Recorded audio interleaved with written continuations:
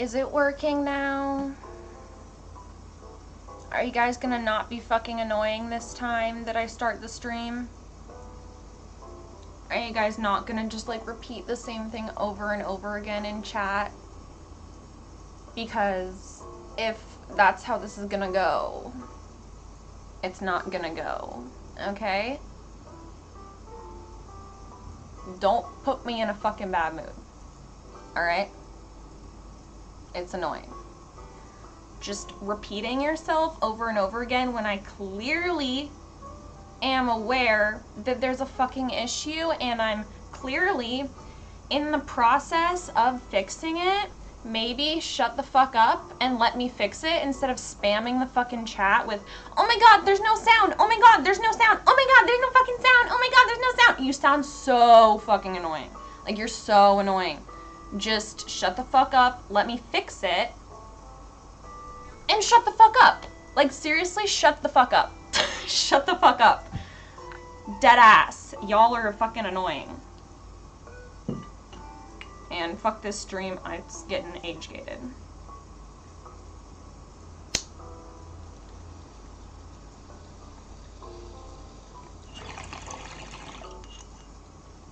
And any little crybaby is getting blocked from the stream because I have no fucking patience for little pissy ass crybaby adults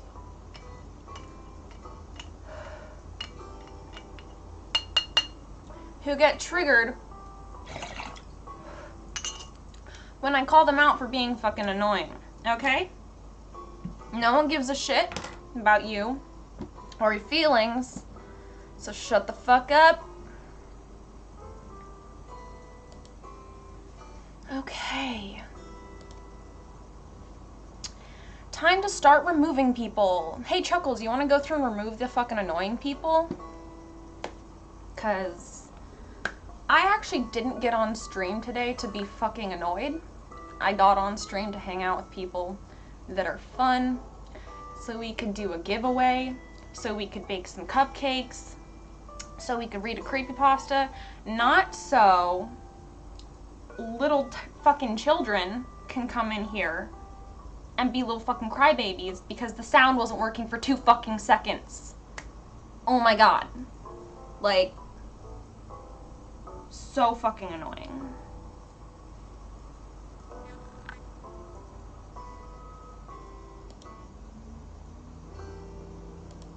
You just put them in a timeout.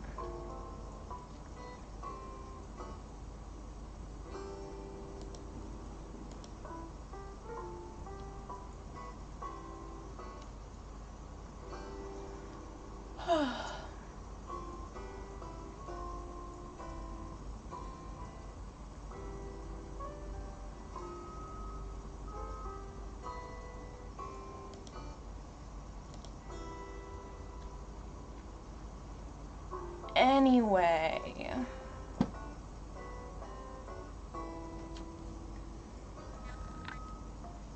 Why not put a grand piano outside? It looks good. Anyway, so I'm gonna open up my gate and, oh god, there's weeds. I'm gonna open up my gate and we're going to accept the rest of the presents that I still have to collect from my other island. As you can see, there's some here, but there's a lot more that I need to go get. So I'm gonna do that. And yeah. Aw, I can't just be a bitch and then people keep watching me. It's crazy, because actually I fucking can. And people do keep watching. And people annoy when I call out fucking idiots like you.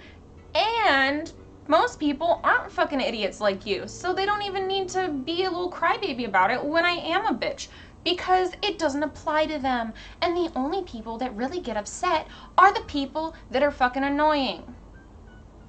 Wow, it's crazy. Anyway.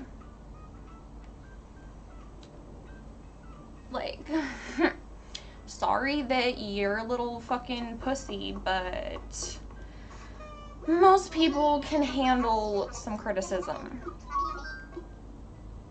And Yes, I am criticizing you for just being fucking annoying, okay? Learn when to not spam the fucking chat. Like, I have very few rules and very few things that make me pissed and will make me ban you from my chat. And one of them is spam. So, spamming my chat when I am in the process of working on a glitch and spamming my chat with telling me to work on that glitch, like, oh wow, thanks Captain Obvious. No one else fucking noticed. Like, so dumb. Like, shut the fuck up. I can't. So, don't be a little pussy bitch. Don't spam my chat. And don't point out the blatantly obvious. And we will have a great time. Now shut the fuck up and let's play Animal Crossing. I'm just gonna fling them open because it's oh shit. Oh,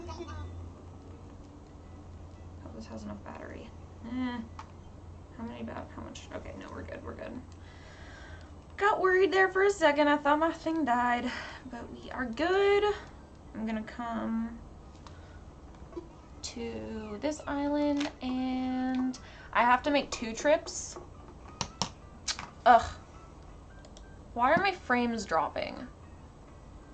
What is this?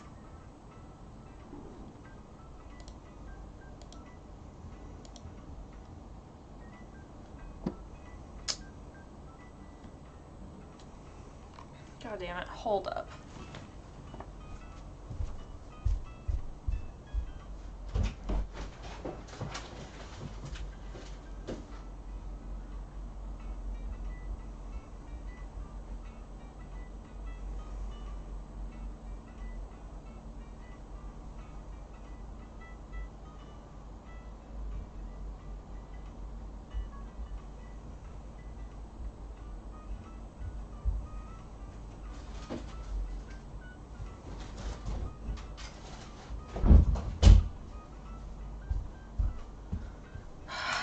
Fucking hate that there's no Ethernet cable in this room. And so I have to use Wi-Fi. And it always murders my ass. Why? Okay. My phone has no Wi-Fi on. Let's see. Turn the Wi-Fi off on here.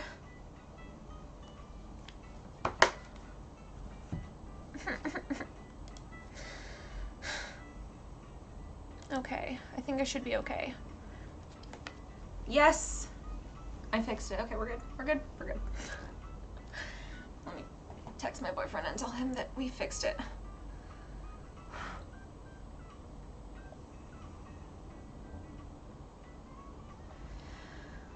Ugh! Why? Why is everything so fucking glitchy this morning? Oh my god, I'm gonna murder someone. I'm just kidding, YouTube. I'm not actually gonna do that. It's an expression. Okay. Why? Fucking annoying.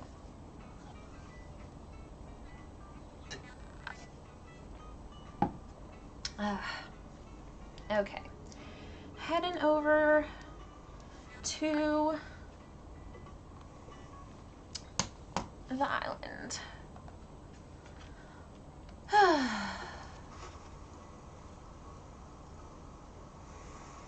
Huh? What's all an act?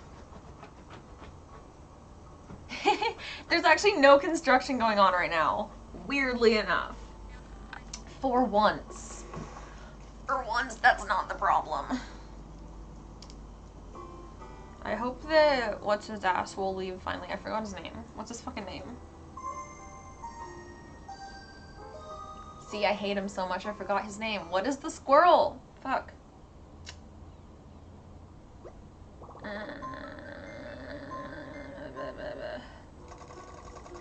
Why are you so triggered by people saying they like me? It's kind of weird, bro. like, yeah, people that are going above and beyond simping and just like fangirling or whatever, it's cringe, but you seem like really triggered by it, which is even more cringe, to be completely honest. Like, you come into a stream or you know there's gonna be simps and then you complain about there being simps. Like, I can complain about there being simps because I'm personally impacted by it, but like I never really understand why guys do that, where they're just like, their whole like identity online is just complaining that there's simps. Like, why? Yeah, they're annoying, but just them saying they love the streamer or whatever is not the annoying part.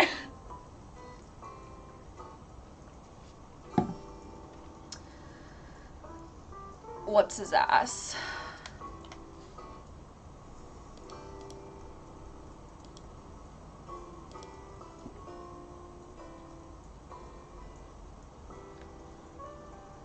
Yes, Static. That's his fucking name.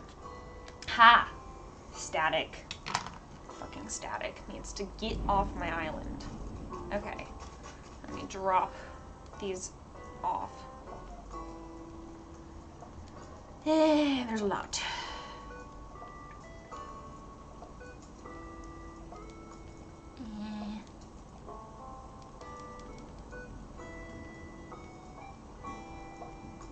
I will save the giveaway until the end of the stream, because I want to do that last.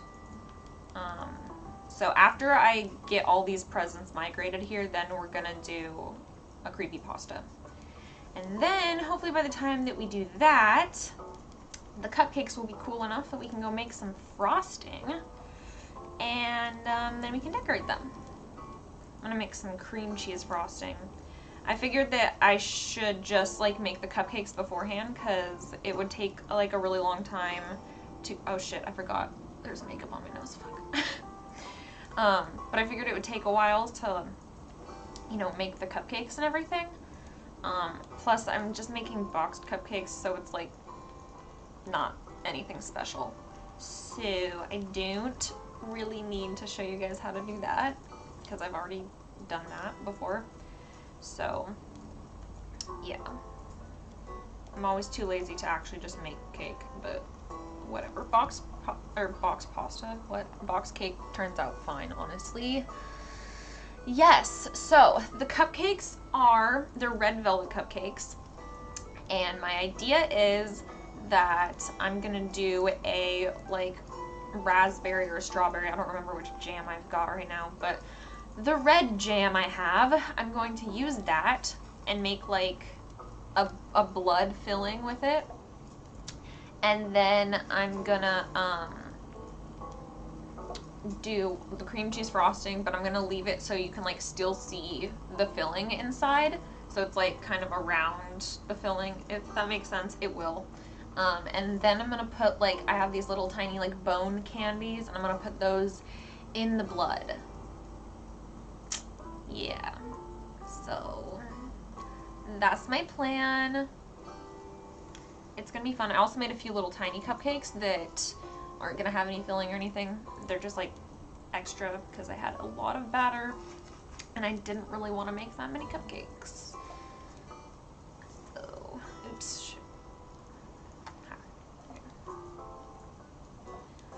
Almost done. Okay.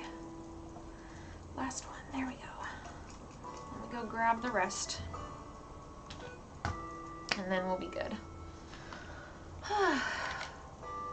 My day has been good, but very busy so far. I woke up and cleaned up my kitchen so that I could make the cupcakes. And then I got ready for the day. And then I made the cupcakes, and then I had to get ready to stream. So yeah.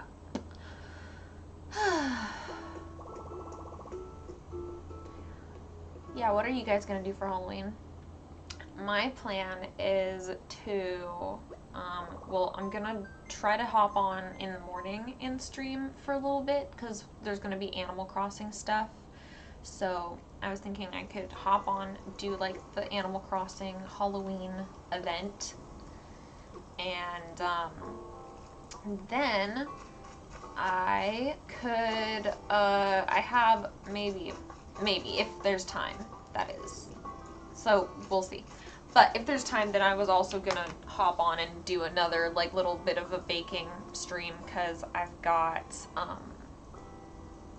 shoot. What was I planning? Oh, right. I'm gonna make these like little brownies that look like a little graveyard on top / pumpkin pack. So it should be fun.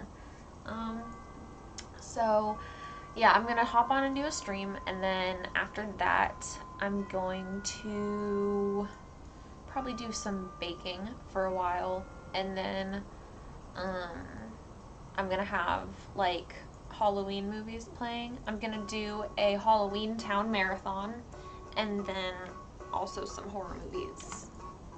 Maybe like a horror anime or something. Alright, let me go collect the other gifts really quick. Hopefully it won't take me that long, and hopefully I can get the rest of them in this one go. I think I have enough room.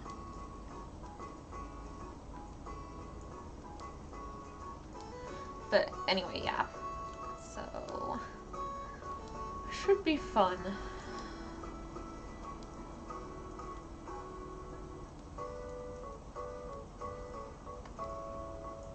Who's a triggered weirdo? No one's even... What the fuck are you talking about? We're talking about our plans for Halloween. The fuck are you... You're the triggered weirdo. Go away. Go away, bot. Yay, they all fit in my pockets. Okay.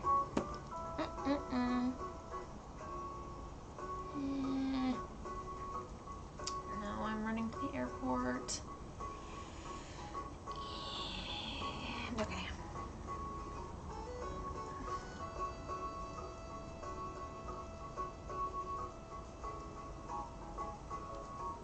Some of you have like brain damage or something.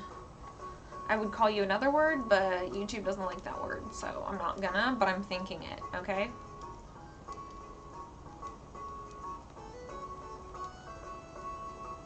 Okay.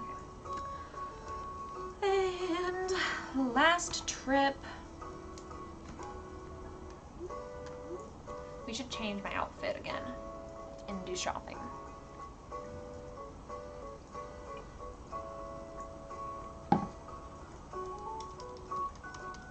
Yes, fly, fly. Thank you.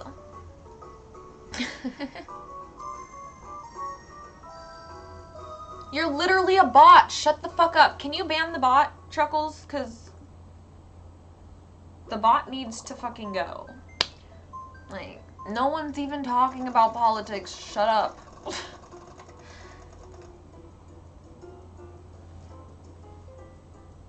Shush. Aw, thank you. I wanted to wear these because I got this last year, and I just haven't really had the chance to do a cosplay with it because I was gonna do it for Halloween, and then I like lost a week of Halloween, so I still might do something with this, like an actual video in November or something, but I thought I would wear them on stream for now because it's fun. Thank you, Chuckles. He's joking. Well, then it's not a very good joke. It's not landing. It's not funny, and also really just not welcome here because it's a form of spam, which, as I've already been over, I don't allow. And he's clearly just a fucking bot. Like, are you stupid? The fact that people can't recognize bots concerns me about the intelligence of the general public, though my opinion of the general public is already very low, so I don't think it could really get worse, but here we are. Yeah, I have a lawless this time. Okay, good.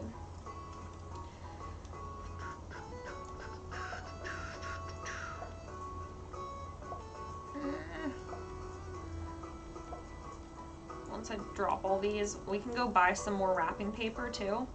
But we should clear out a bit more of my storage because I know it's probably gonna get full again soon, especially after we go shopping. So we will wrap up a few more presents. Okay, and last one.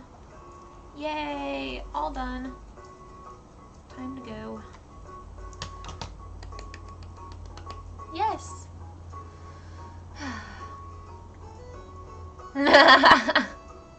Yes, I would be Junko.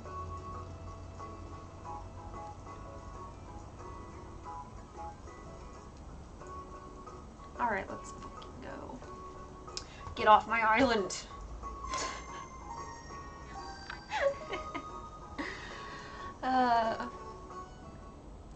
Yes, I am gonna do another No Nut November video planned. I'm not sure what I'm gonna do yet exactly, but I think I'm gonna do a cosplay one this time, because normally I do like a little sister video, but I was thinking I could do a cosplay version this time, so yes.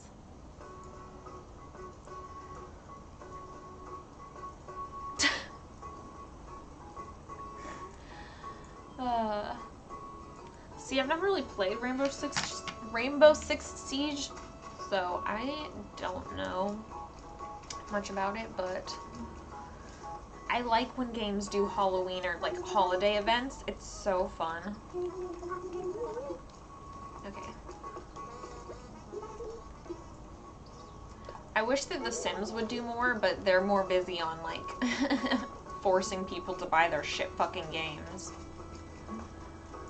I'm so mad. I don't know if you guys saw, but I like tweeted out a link to a video on it, but basically EA, oh, they're scary now. Basically EA decided that it would be like a really super smart plan to, when you try to buy any of the expansion packs for The Sims, it like makes it seem like you have to also buy the Journey to Batuu pack, which is the Star Wars pack that no one fucking wanted and is being shoved down our fucking throats. But bro, no, you don't need the Journey to Batuu pack to be able to play Cats and Dogs. Like, that's just so stupid. Oh my god, he's wearing a hat. Oh, sorry, got distracted. Oh my god, it's so cute. Fuck. Okay. But like, it's so annoying. Like, dude, I hate EA for that. There's like, just make a good pack. And then some of the game devs were like, oh, well, if you want a Sims 5, you have to buy the Star Wars. No, what the fuck? First of all, it's been out for like 6 years now. We don't have cars. We literally just got ladders. We still can't do multi-platform, like multi-level housing. Like, the terrain is still buggy as hell. We can't lower objects into the ground still. Like, there's still the goddamn basement glitch that I found like 2 years ago, and they still haven't fixed it. Like, ugh. So frustrating, I hate it. It's like an abusive relationship, I swear to fucking God. They drive me crazy.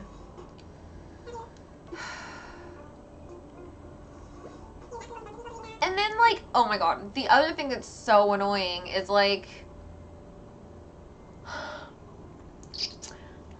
this is, like, such a little tiny nitpick, but, like, when you add, like, fencing in the house, and sometimes, like, I like to use the small fencing to, like, outline my carpeting or something like that. It just adds a little bit of detail. Or, like, sometimes you want to use it as, like, a goddamn railing if you have a fucking hole in the floor.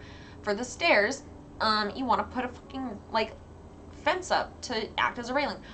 Well, when you do that in certain rooms, if you have a fucking roof up against that wall, for some reason, the trimming on the roof will pop through the wall, or if it's like an extended, like the thingy extends further, it will literally go into the fucking house. Why? Why? Why? Why? For what reason? Why? Fix your shit. What the hell? And, not to mention, they literally just made, like, a decent range of skin tones that aren't, like, I mean, even with their update of skin tones, they're so bad. I refuse to use any of them. I only use custom skin tones because they look dead. They look like the Corpse Bride. Like, what, for what reason? Or, like, they're all, like, super, like, weird tints. It's, like a way too yellowish of a tint. Or, like, it's a way too, like, a red of a tint. It's so weird. I don't like it. And some of them have, like, a weird blue tint. I can't handle it. Not enough funding. Not enough funding. Don't get me fucking started on not... They have so much money to be putting into it. Not to mention all their fucking support on, like, Twitter or anywhere else. They literally just ignore all the Sims players whenever there's, like, an issue with the game. They just ignore it and act like nothing happened. Like, it's fucking EA. They have the money. It's the fucking Sims. They have the money. It's one of, like, their biggest titles. Like, that's not a good excuse. They have plenty of time. They have plenty of money. Like, it's been 6 years. And you can't add cars. Bitch, you can't add working cars. Like, we still have to be adding up the...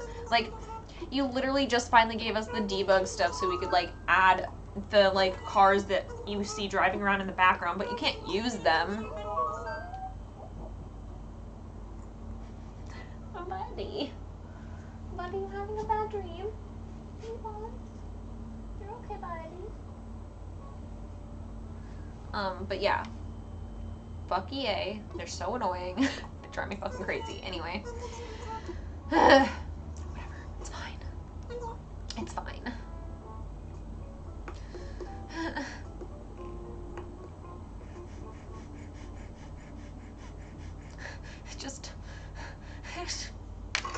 I just want fairies in the game.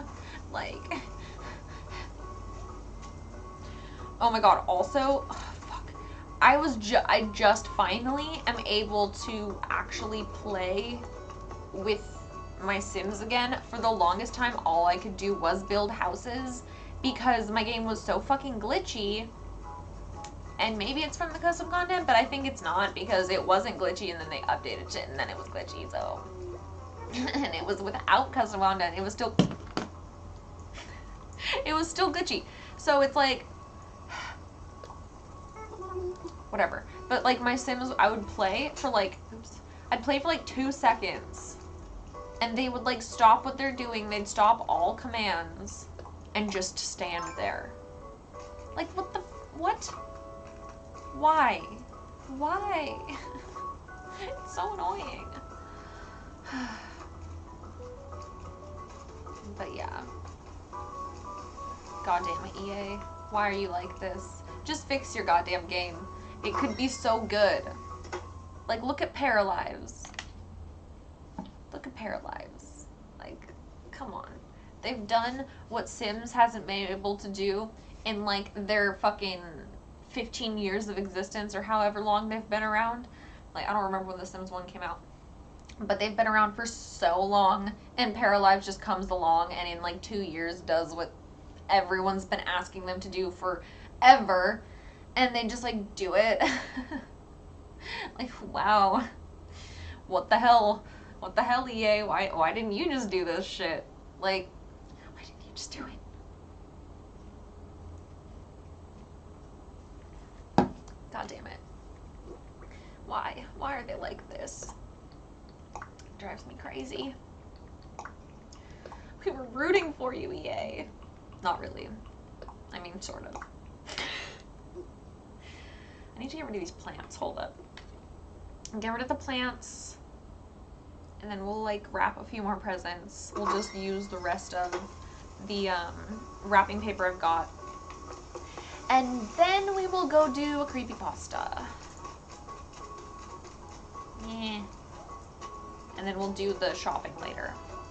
Because we don't need to do that right now. Okay, like that guy. Okay. Oh, fuck you. There is literally... Jesus Christ. Okay.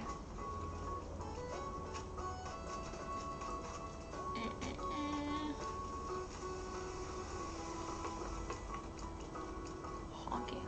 Rude. They are no better than Blizzard or Ubisoft, honestly. Yeah, literally, just like, oh, your game is glitchy? Buy the Star Wars pack, it'll fix it. Like, no, now I randomly have fucking Jedis. Fuck off. So annoying.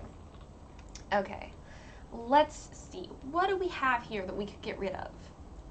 I want to keep the Halloween decorations because I'm going to decorate more for Halloween. Even though, like, it's almost here and we're going to take it all down soon, but whatever, that's fine.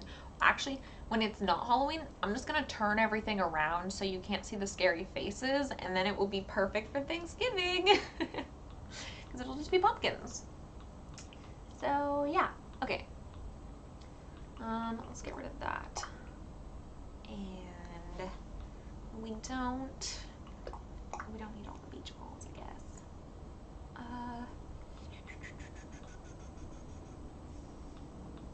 We have an extra wallpaper. I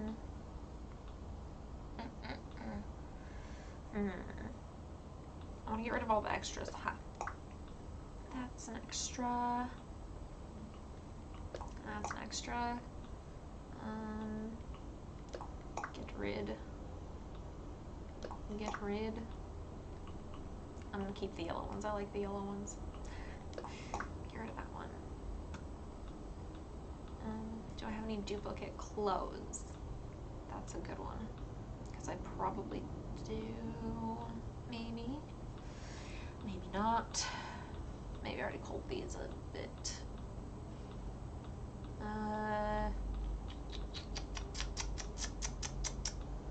You know what? I think we actually are doing pretty good on the no matching on here.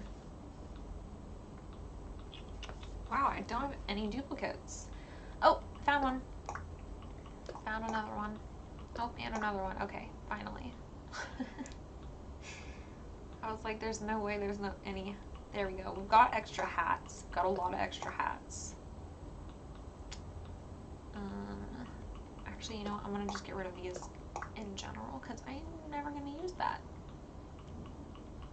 So get out of here. I don't want that. Get rid of these. Oh, we have extra cucumbers and extra fake nose.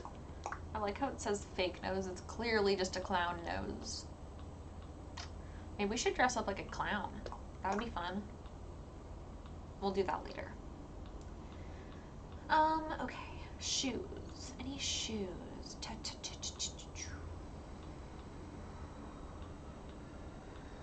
And no.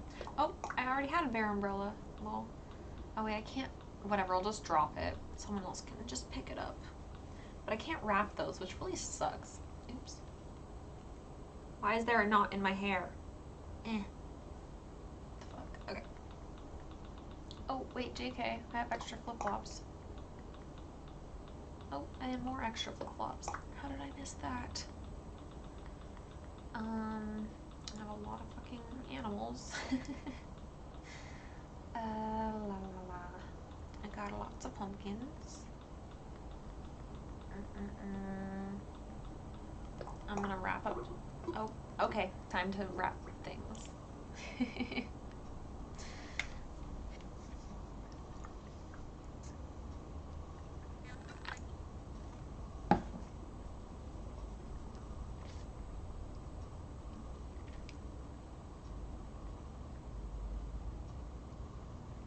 I'm trying to think of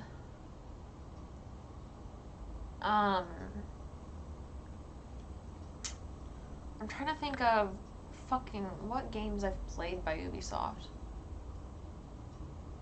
I know there are some that I have. It's just been a while, I feel like. It must have been because I'm literally completely blanking. And I don't know why. Wait, was that one Harry Potter game? Does anyone remember those PC Harry Potter games? That were from the early 2000s-ish. Was that an Ubisoft game? I feel like it was.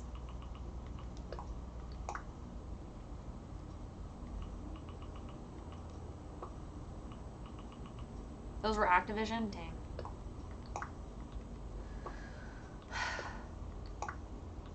An E-League? What would they even do? Because there's not... I guess you could do, like, fishing? Maybe? But, like, once you get good at fishing, you're just kind of good at fishing, you feel me? Like, some people just have it down. And they can just catch all the fish every time. Not me. Oh, wait, I can? Wait, what the fuck? Wait, did they update it? They wouldn't let me wrap them last time. That's so weird. Well, whatever, I'm happy you can now. That makes my life easier.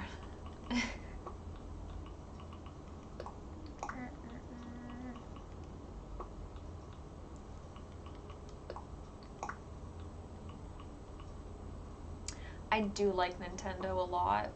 Like, Zelda and Animal Crossing are two of my favorites. I also really do like EA, annoyingly, just because of Sims, though. I don't like sports games. And I actually can't think of anything else they've done besides Sims that's not a sports game right now. But yeah, Nintendo always makes really good quality games, and I appreciate that.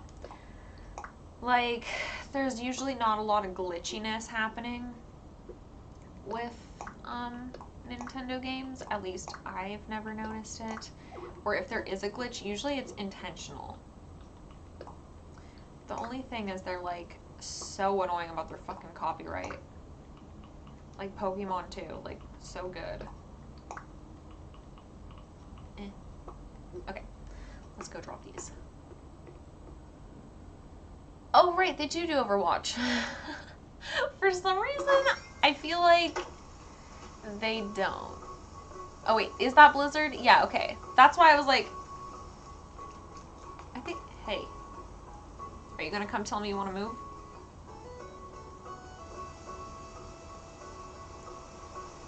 I haven't played Overwatch in years. Move. Oh my god. And don't ask me to play again, because I don't want to. It's okay, but... I like the characters more than the actual game, TBH, so...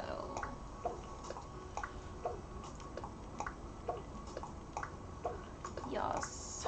We're gonna have so many presents.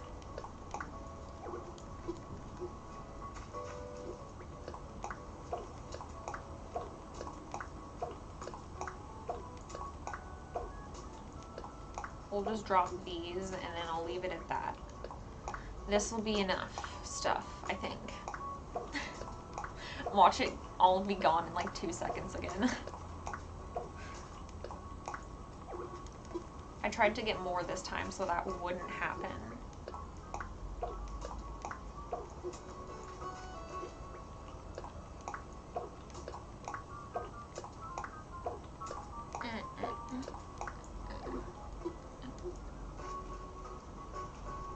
We'll go this way.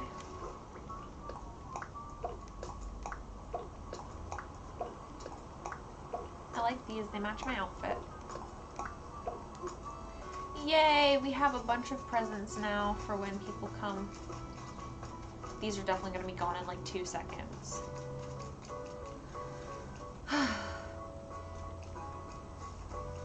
I need to find a little spot to sit. Oh, hello, Pirate Gulliver. We'll deal with you later. Oh, here.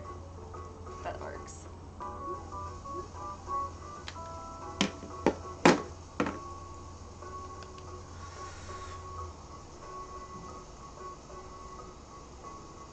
I never played Titanfall, but I heard it was really good.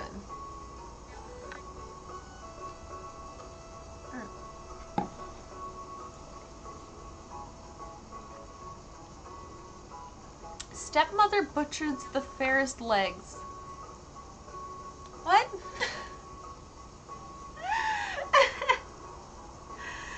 Bruh.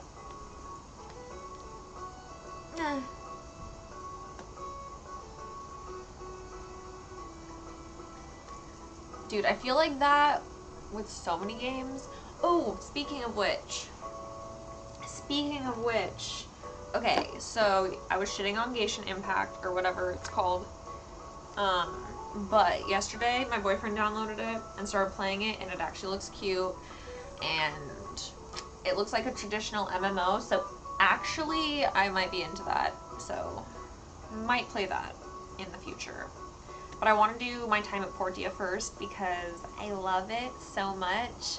And also, it has auto loot, and I just am lazy, and I like auto loot, so yeah. But like, the characters are so fucking cute, so I'm like sold. Like, the initial villain that you first meet, adorable. The fucking dragon looks so cool. It gives me the biggest, like, Slimu vibes. Well, I mean, not to mention the first thing you go up against is a Slimu. Like a level, it's like a level 2 Slimu or something. But I just, like, immediately was like, Rimuru! And then the fucking dragon, I was like, oh my god. Classic MMO. Must play. So, we'll probably be doing that one in the future, because it looks really fun. And also, I like the Lolly Fairy guide that you get. I really like her outfit. And what's her name? Shoot. Paimon? Paimon or Paimon or something like that? I don't know. She's really cute, and she refers to herself in the third person, and it's adorable. So, I love it. And yes, Paimon. Is that how you say that? I'm forgetting. Paimon? I think. Yes, I was right. Haha. But yeah, fuck Twitch. Also, they would ban me for doing lewd things off-site. Fuck Twitch. But yeah. Anyway, now that we're here, let me find a creepypasta to read. Because it's that time. Oh, I gotta turn my Wi-Fi back on. Change to the different Wi-Fi. Okay. Oh my god, connect. There we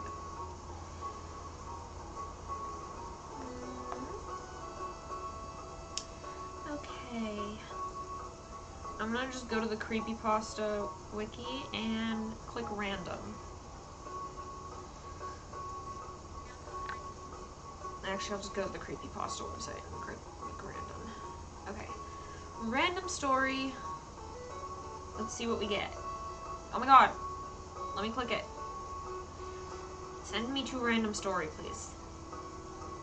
Ha, okay, we got one. Ooh, it has a good rating. Estimated reading time is 15 minutes. So, alright, let's see what we got. Okay, can we load, please? The amount of fucking ads on their... I swear to God. Hello, where is the text? Why is it not showing me the fucking... It's like blank. What is going on? Why is their site so glitchy? Oh my... Oh my god. Why is it so fucking glitchy? Dude,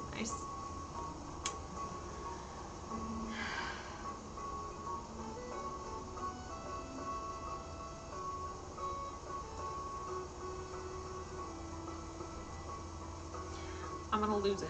Why is... Okay, I need you guys to understand. What? Why? There's just like 4 ads and no text. Fuck you. Okay, fine. I won't be using their website because their website sucks. Fuck the hell. We'll go to the wiki. See if there's any good ones there. So annoying. Okay. Okay, pasta of the month. Maybe we'll do that. Okay. Yes. We're doing pasta of the month. There we go. Dude, I closed the ads multiple times. You don't think I tried to close the ads?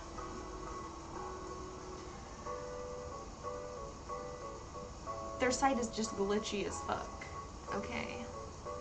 Anyway, the pasta of the month is called Laser Tag.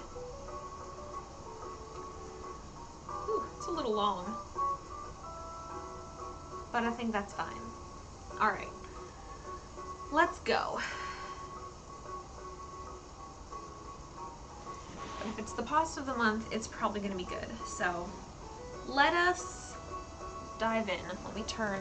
Actually, wait. You know what? Instead of being out here, we should go into our house and sit in our little sit in a little reading nook type area, and we will read because it's quieter in there. So, the pasta of the month. Okay, anyway, let us sit down. That's better.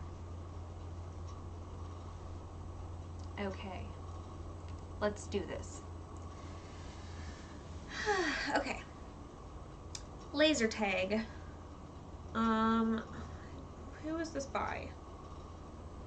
Why does it not say who this is by? Where's the author? Ah, okay. Written by DigiGecko.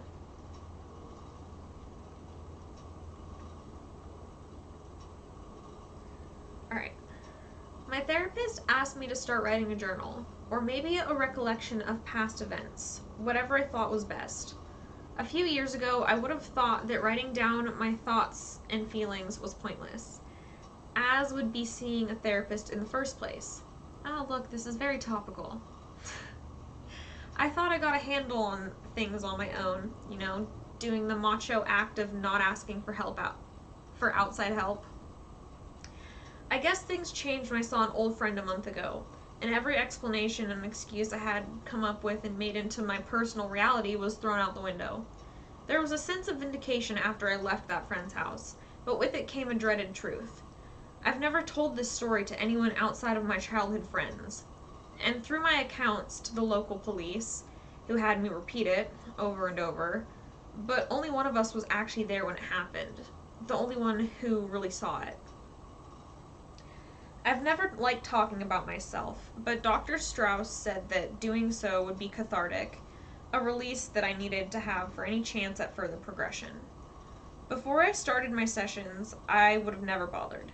It was only recently that I put things together and accepted the facts of that day. It was 15 years ago, the late summer of 1998. I had just graduated middle school and was glad to be getting out of that hellhole, as were a few of my other friends. We didn't all go to the same school or were in the same grade, but we all but we all lived in the same neighborhood. It was a nice enough place not far from the waters, ports, and harbors in Pensacola, Florida, a city tucked in by the northwest of the state, right by the Alabama and Georgia borders.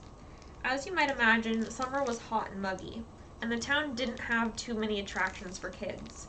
So we spent a lot of our time playing video games or going outside to look for something to do. Why am I so weak I can't open this Gatorade? Oh. Fuck. That face on a whammon. Okay, I can do this.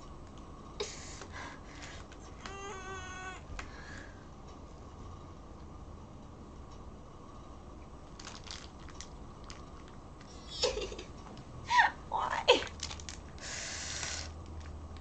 Yeah, I can do it. Fuck. I think it's just because my hands are too soft.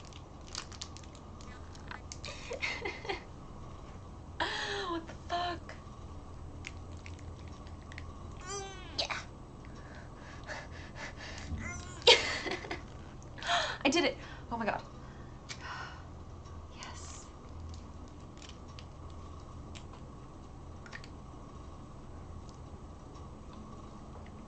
Okay. Fuck.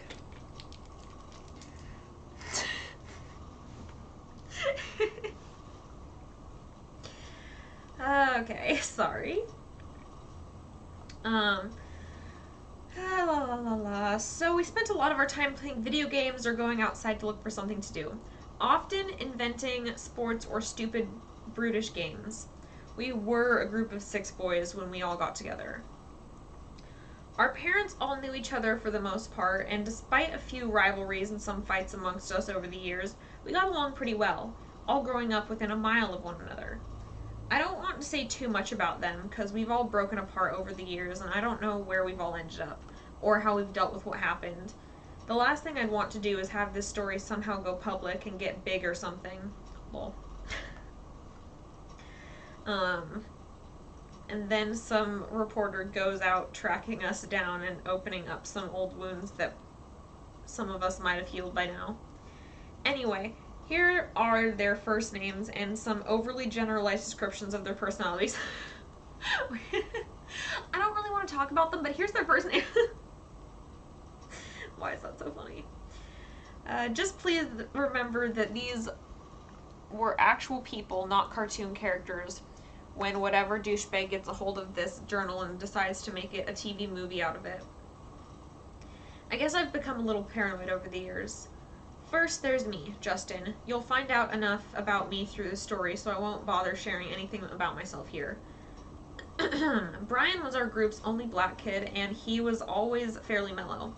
Just kind of followed us around whenever, with a few hesitations. I didn't know his parents well, but they must have raised him something proper. A few times we went out to be a little teenage bastards, he would always only watch us, never knocking over garbage cans or vandalizing or anything. Not that any of that was ever my idea. No, those boredom-killing brain farts were strictly externalized from Devin. He looked like a bully, but he was never actually mean to anyone. Soul, stop. God. Stop barking, please. He was never actually mean to anyone, as bossy as he could be. He was the biggest of the group, but not terribly overweight. I mean, he must have had ADHD growing up, and he was always getting into trouble, often dragging us right down with him.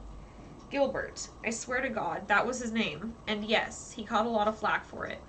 Was the nerdy one, the only kid with glasses. He was damn smart, but overly technical for his age. These are such stereotypes. Okay. Soul, shut the fuck up. It's a miracle he never got socked by any of us after he finished listening to one of our conversations and then interjected some facts with an intake of mucus followed by a raised index finger and an annoying actually. But again, he was smart and creative and could make up some good jokes on the fly because of it. Okay. Are these actually friends? Because, like, he's not describing friends. The way he's describing them, they don't sound like his friends. That's what I'm trying to say. He's, like, saying all this, like, kind of mean shit about them, but then, like, hiding it behind, like, oh, but they were so nice. Like, okay. It's a little weird. Anyway. Then we have the fraternal twins, Peter and Nick. Not terribly interesting names, but at least their parents decided to not be asshats and give them something cute and stupid like Bobby and Robbie. Okay. They looked only a little like, and Peter was always about an inch taller than his brother. They both had dirty blonde hair and matching blue eyes, but that was where their similarities ended. Peter was energetic and into sports, and was a bit of a loudmouth. Nick was pretty quiet, and he never seemed to be very good at anything we tried, other than video games. He could kick our collective asses in most any genre. I was always a casual gamer, preferring to spend most of my time outside and only rent games from the nearby video library, all gone now. Video library.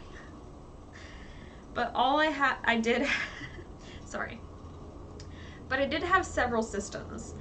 The one among us described to several gaming magazines, Nick was typically the kid to introduce us to the latest hot title. From the day it came out and we all went to the twins' house to play it, we'd all been addicted for the past year to GoldenEye for the Nintendo 64. It was real hot shit back then. The talk of the class's guys whenever... Some of this sentence structure is interesting. The talk of the class's guys whenever the topic of video games came up. Playing it automatically made you cool.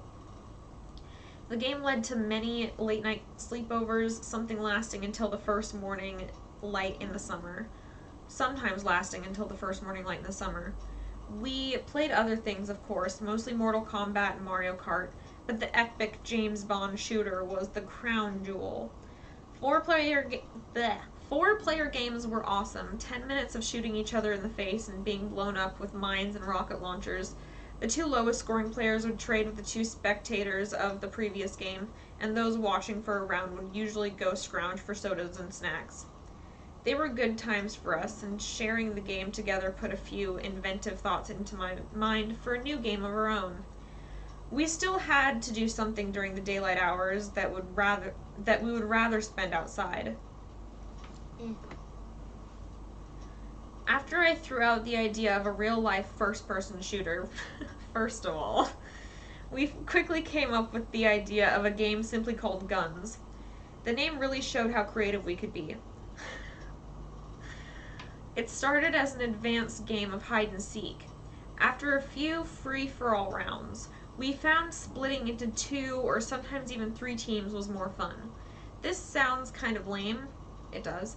I know, but the game's origins had us running and hiding and setting up ambushes along the 3 main blocks of the neighborhood. The goal was to sneak up on someone, point your hand out in the shape of a gun, and yell bang before the other guy could react. Then he was dead and had to go to wait in the KIA zone. Sometimes, though, we captured them instead and had him turn on his team. Okay. This low-key just sounds like a lame version of paintball without the paintball guns. Going indoors was against the rules, but as was going into anyone else's property other than our own yards. Still, the neighborhood provided a fun landscape. Cars, fences, trees, and bushes all became barricades.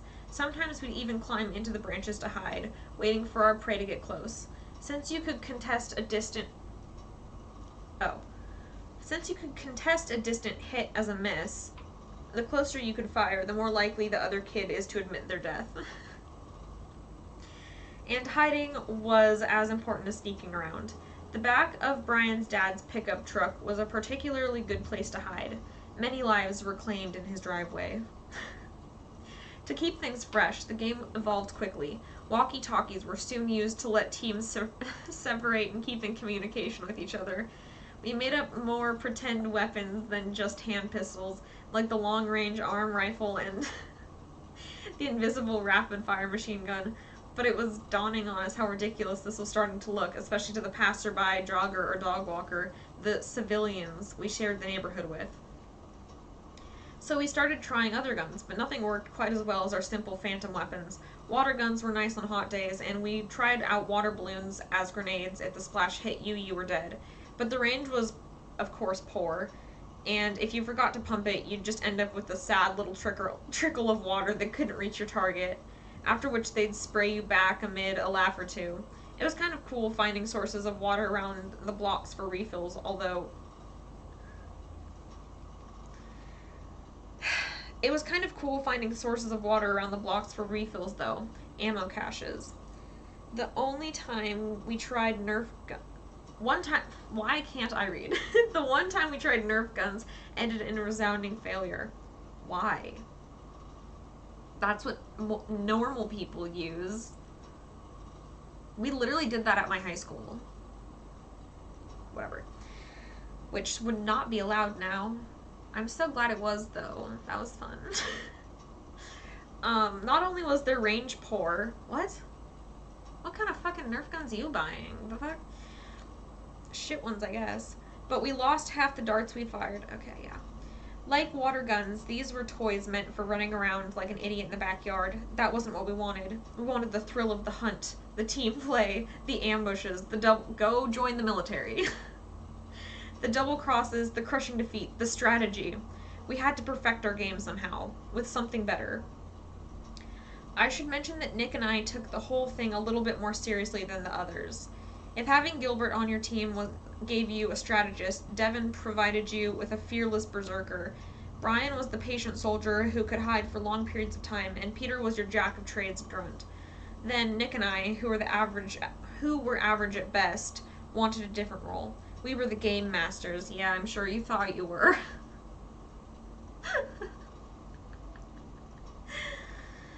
We set the rules and began to map out the entire levels within the neighborhood, complete with boundaries. A few times we even hid little flags around that if we held gave you the power-ups like a second life or 10 seconds of invisibility once you held it up and declared it, letting someone slip past enemy fire unharmed.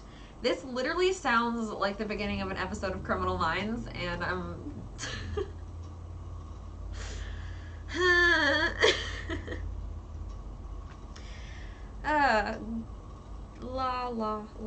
Okay. Guns filled up much of our summer. It was like we were programmers and beta testers to a virtual reality game, but it still lacked a solid set of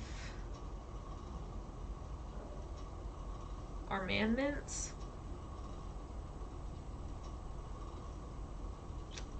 Okay. We didn't need to get too technical and introduce things like having to reload, but we did want... I mean, if you're having to pump the water gun, then you are having to reload, aren't you? Whatever, let me not overanalyze this. But we did want something that had long, precise range that would only bring out our true individual skills. But we also wanted to get rid of the time-wasting, nuh-uh, you didn't hit me arguments resulting from fired invisible bang bullets. On my birthday, we made a reservation for this fun center, where I sometimes played mini-golf with my parents. It was a pretty cool place with arcade machines, prizes, and even a go-kart track. I think a lot of kids have grown up near and frequented similar venues. Last time I was there, I realized that they had a laser tag arena. That was something we had to try. I was gonna say, laser tag would be a good place. Or again, paintball. Paintball's right there. I had also investigated paintball by that point, okay. But I figured that we were a bit young for it. How old were you? The fuck? Who's too young for paintball? Like a 10-year-old? What's the age limit on paintball? Anybody know? It's gotta be like 13 or something. Right? Yeah, I've been hit by a paintball. So, yeah, they hurt, but like, wear padding. Anyway.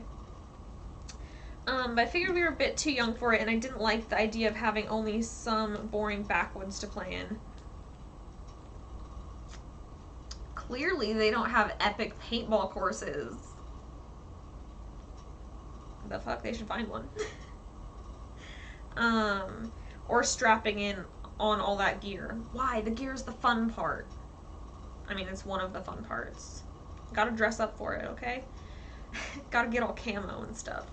I also feared the pain that would come from being hit. It's not that painful if you have the gear on. Though I'm sure my stupid, childish fear was exaggerated, of course. On top of that, you had to pay to play. We liked our freedom to play however long we wanted to in our neighborhood, as crappy as our gear was. Okay, I guess. But I figured laser tag was worth a try, and it wasn't that costly. I walked out of our 15-minute session disappointed. Yeah, only 15 minutes. You're gonna be disappointed. 12 and up? Yeah. Exactly. It wasn't terrible by any means, but I expected much more. The indoor arena was made up of crappy plywood forts and was lit with black lights and glowing star stickers. Oh god. The obnoxiously loud techno music really removed the element of strategy, since we couldn't hear ourselves talk, much less listen into our enemies' footsteps in the small arena. I mean, part of the thing with laser tag is that the whole area is supposed to be disorienting, so that it's easier to kill people. Or, you know, hit them, whatever. Still, it did introduce me to laser guns. The few times anyone managed to score a hit, their vest lit up and buzzed loudly. The guns even made realistic sounds and felt, well, real in our young teenage hands. We may have spent most of our time in the chamber running around like idiots trying to learn how to play, but my heart was still pumping through the game. What was the most awesome was just how accurate things were, and the very idea of shooting an invisible light at a target across the room and hitting them instantly and assuredly. This was just mind-blowingly cool for us. Now would be a good time to emphasize that none of us were gun nuts. I don't think any of our parents even owned any, and out of the 6 of us, only Gilbert, somewhat ironically, I guess you could call it, joined the military. Okay. Though I don't think it was in a position where he could actually hold a weapon. It was just a phase for us, another cool thing that would have run its course eventually. However long guns might have fulfilled our needs. However long guns might have fulfilled our needs, we knew it was just always going to be fun while it lasted. Okay. I was an only kid. The other 5 all had at least one sibling.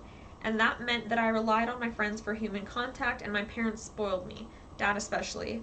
I wasn't some needy little tool who had to have the newest thing and a lot of it. I could restrain myself. But it always seemed that when the time came that I did ask for something, my dad would give it to me in spades.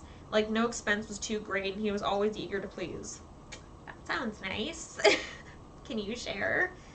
I wanted to own a set of laser guns to surprise the guys with. So one Friday night, we headed to Target to see what we could find. I'm sorry, Target has laser guns? I need to do some research on this and purchase one myself, because that's cool if true. If true. Big doubt, though. Since I wasn't sure what aisle the guns would be in, but sure enough... Oh, wait. We headed out to Target to see what I could find. It took some looking in their big old toy section since I wasn't sure what aisle the guns would be in, but sure enough, they had what I was looking for in stock. On the shelves of the back wall, past the aisle with micro machines. Dang. I miss those. I used to collect them. Was a brightly colored box with some stupid, happy boys on it. One of them was holding a comically oversized gun, the other smiling idiotically as he was shot in the back. I was already sold. The toys were called Laser Challenge, and were expensive, maybe $40 each. But Dad was happy that I was so earnestly excited about the things. I didn't even know they existed before I went looking, figuring that laser tag guns might have been restricted to places like the Fun Center. That's kind of what I would think, unless you're getting it from like a manufacturer or something, which with Amazon you can do so easily now. He bought 4 sets, each of us carrying 2 boxes up to checkout. The problem was that they only had 4 in stock. 4 groups of guns, vests, and backpacks total. He knew as well as I did that I needed 2 more sets if all 6 of us would be playing. Dad found out about our game not long after we started, and though Mom was a little worried that I was being indoctrinated into gun culture, my dad just laughed it off. That's just the way she was. Boys will be boys, right? And as long as I was outside getting exercise, they would both be happy. And that's what the saying boys will be boys actually means. Just saying. It's like, oh, they're gonna be like a little kind of crazy when they're kids. That's what that means, not like to excuse actual bad behavior. It's so dumb. Anyway. I made my grievances known as we got back to the car, knowing that I was just stating the obvious. Dad promised that we would get another 2 sets, suggesting that we would test them out and try it first anyway in a 4-player game. He was nice enough to buy them for me in the first place, so I ended up agreeing with him. 2 of the boys would just have to sit out for the first few games, or maybe act as unarmed scouts or spies. But on the way home, we saw the local Goodwill store. Dad and I traded glances, each knowing what the other was thinking.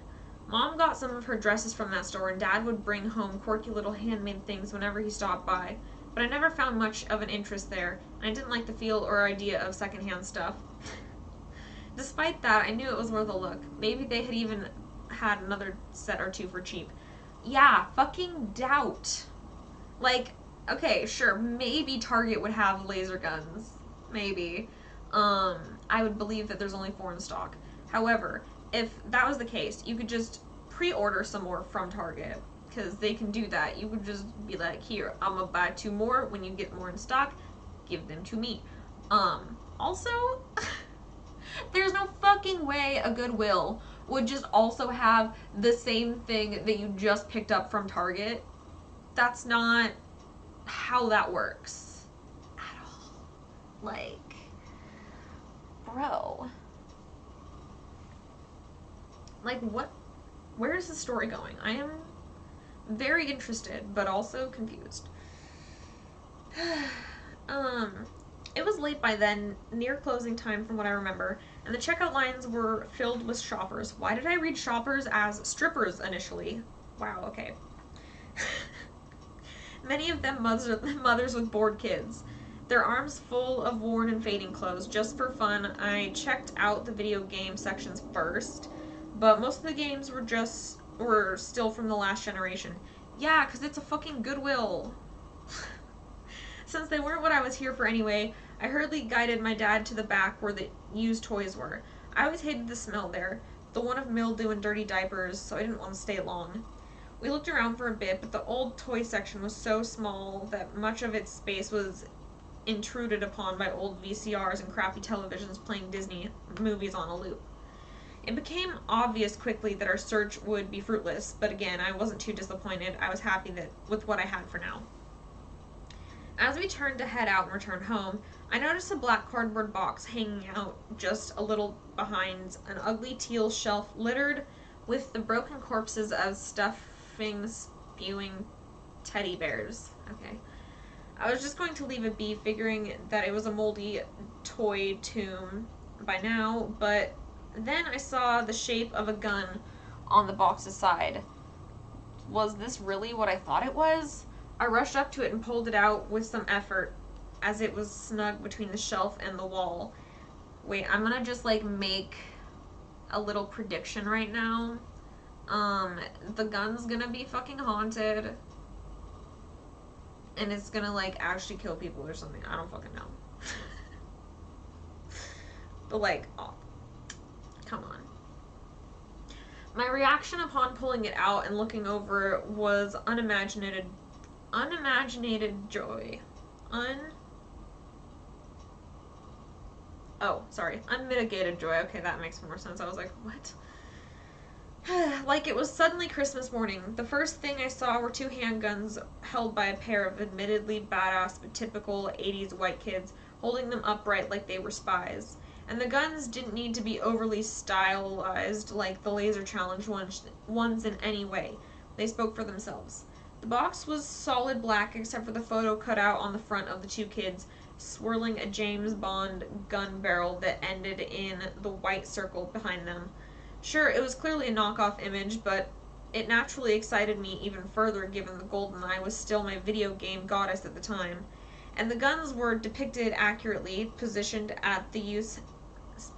in the youth's hand at an angle to show as much detail as possible.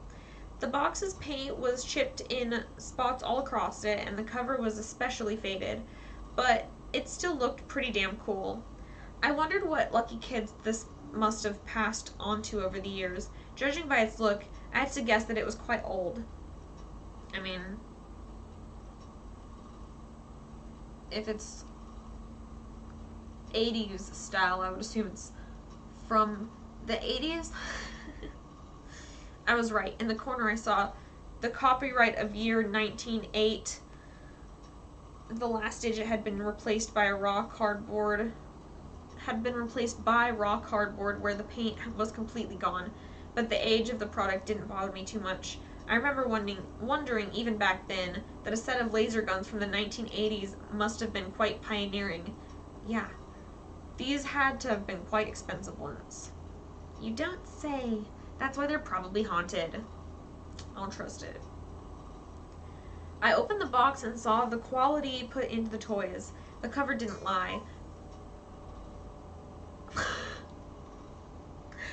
Oh my god, the cuckoo clock scared me.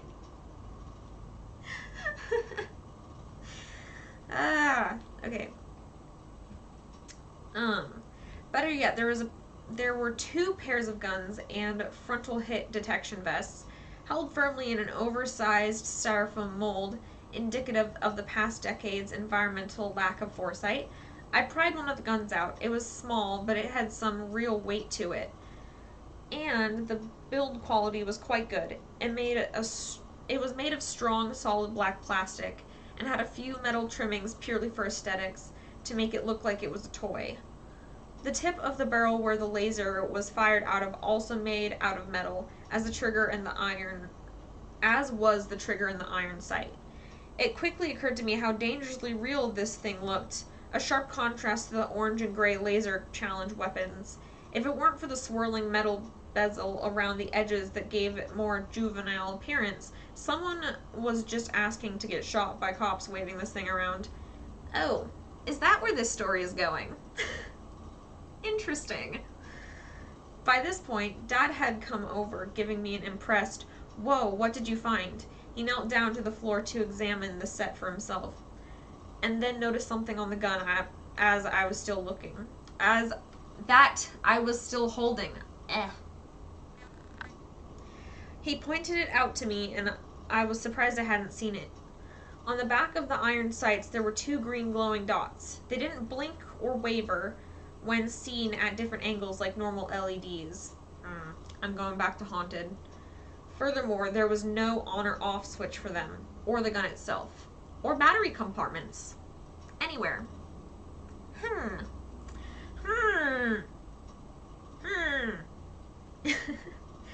These things were solid, sturdy creations that could have easily been mistaken for real guns, and we couldn't even tell how they were powered. Neither my dad nor I knew what to make of the eternal lights. I would immediately assume that shit's haunted, throw it, and run the opposite direction. Like, what do you mean? What do you mean? Like, I don't believe in paranormal shit or anything, but like, if I am presented with the facts, I am going to believe it in a heartbeat and just get away. Like, but we did think that they were kind of cool. I would learn much later in life that the lights were made of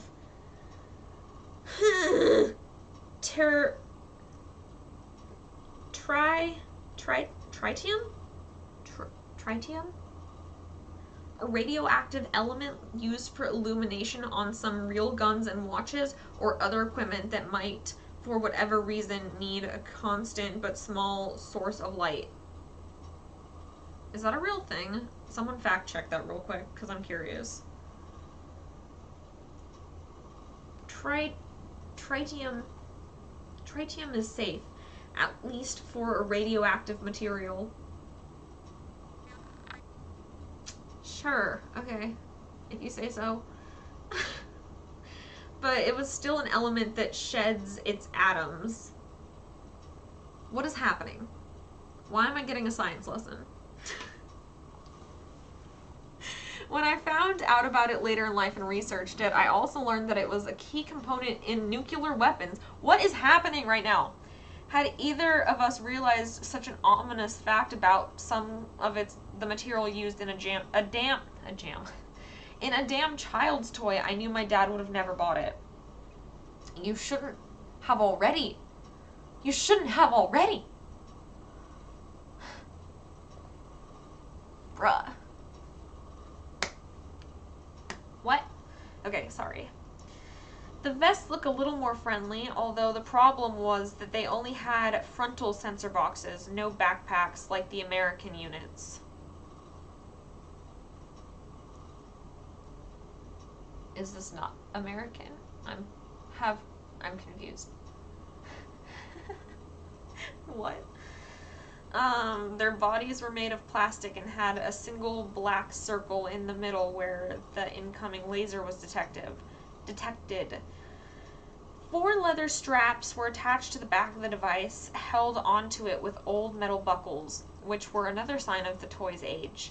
I hadn't seen any toys made of the kind of metal that rusts since I was a little kid, and that's exactly what the buckles were made of. They had withered into ugly brown husks, their metal components grinding against one another and producing iron dust. Ew. I hate that. Ugh. It's like nails on a chalkboard. I can't handle it. No, I don't like. But they were the only parts of the entire set that hadn't aged well. The rest of it was high quality, if not slightly creepy in that kind of old, strange industrial toy way. Dad noticed the back of the sensor units were made of a thin layer of solid, flat metal, and there was a noticeable latch. He popped it open fairly effortlessly and reacted quickly to catch the lard battery that dropped out. It looked familiar, like the 6-volt battery used on one of my dad's emergency flashlights, but it was solid blue, no wording at all, and the bulk was distributed differently. It was fatter, wider than the kind of oversized battery I was used to. Inside the shell, I also noticed a small dial, but I didn't touch it just yet. Okay, why are they weirded out by a non-branded battery, though? Because, like, there's plenty of batteries that don't have a brand on them that's just, like, a generic one that comes with the product. Like, I've seen that, like, many times. Especially if you're getting stuff from, like, China. That happens a lot, but... Dad put the battery back in and closed the hatch. He told me that he had a hunch this thing wasn't made in America and wanted to see the front cover. Yeah, I was gonna say, like, it's probably just, you know, from a different country. You know?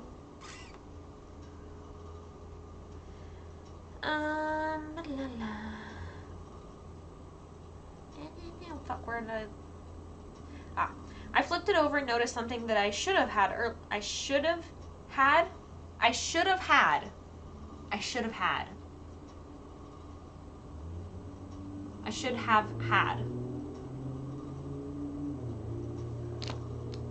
They...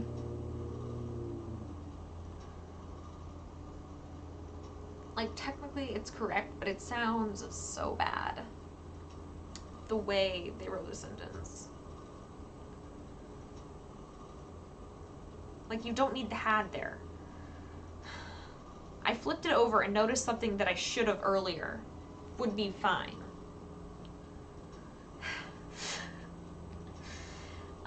The words, even the product name, weren't in English.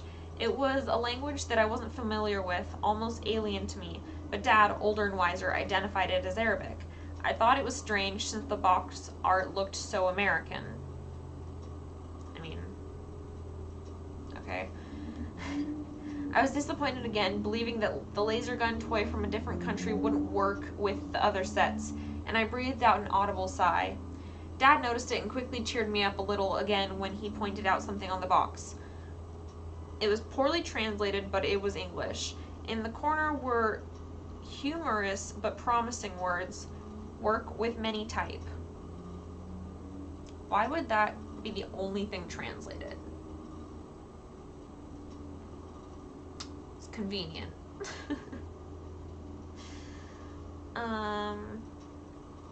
Seeing how much I liked the toy already, Dad told me to wait a moment. He left the store and came back in after a minute, one of the laser challenge pistols in his hand.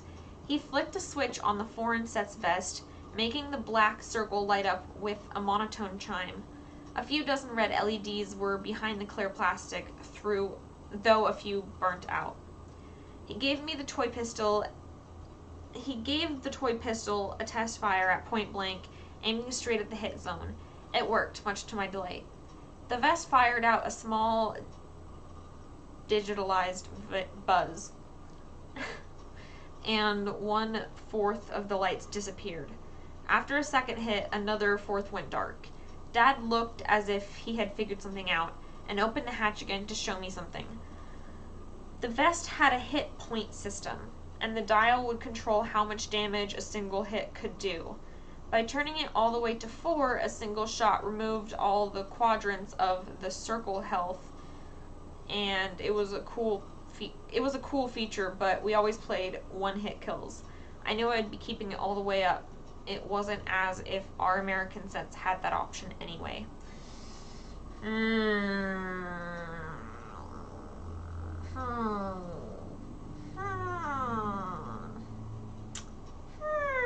little bit sus that that's an option, and I am curious if turning it up all the way is going to have consequences.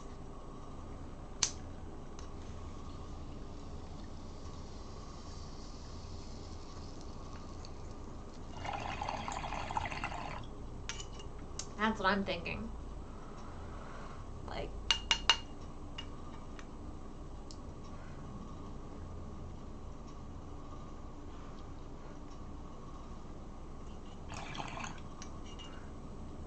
okay.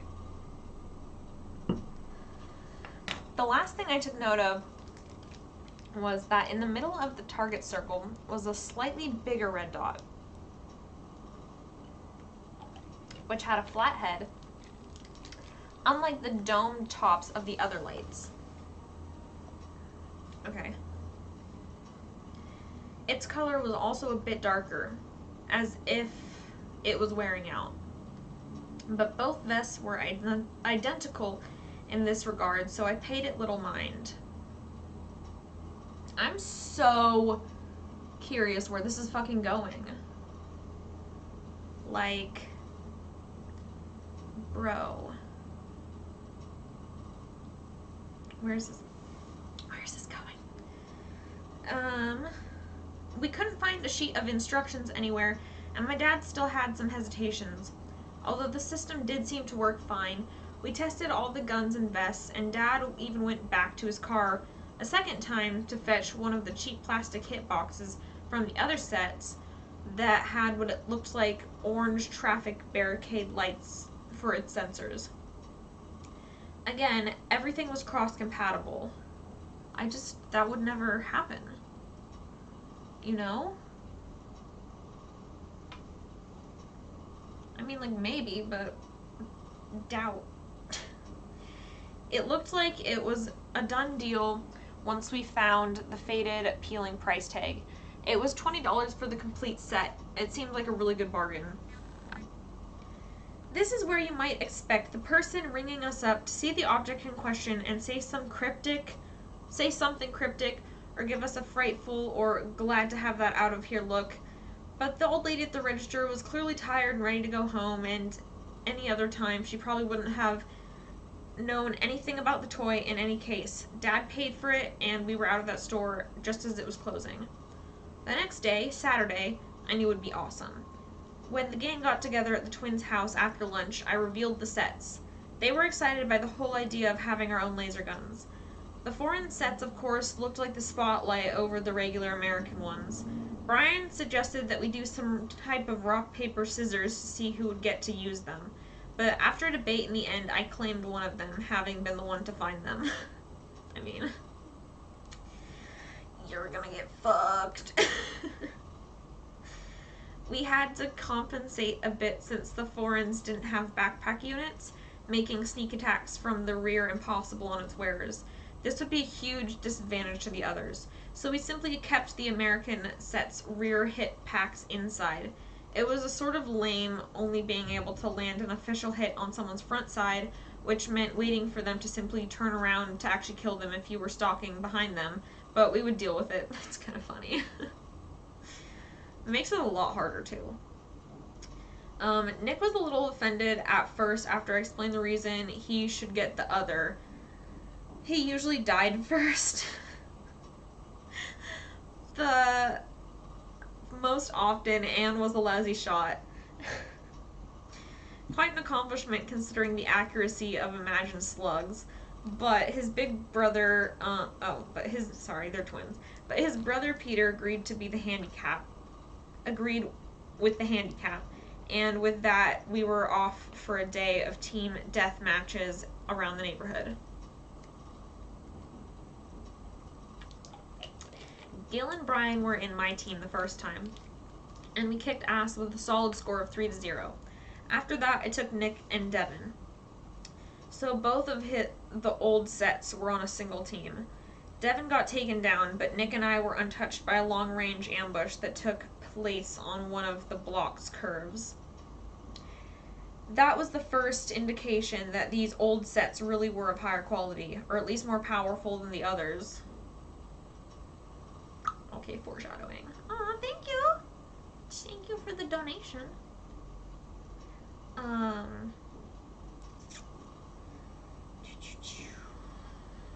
Where did I leave off?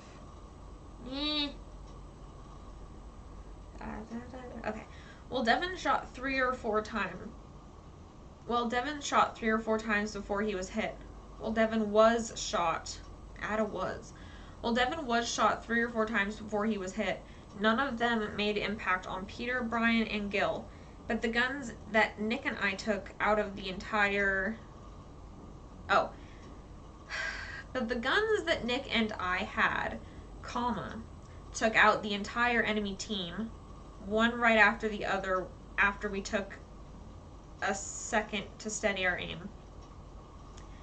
After a third game, we realized that having 2 boys with the old sets on one team gave them an unfair disadvantage. Having skimmed the manual for the American toys, I remember reading how sunlight could interfere with the laser. That made sense, but it seemed like the advertised 200 feet range was also a lie in the first place, as Gil reported that he had to get within about 50 feet to land a hit with his gray plastic gun. The black ones, however...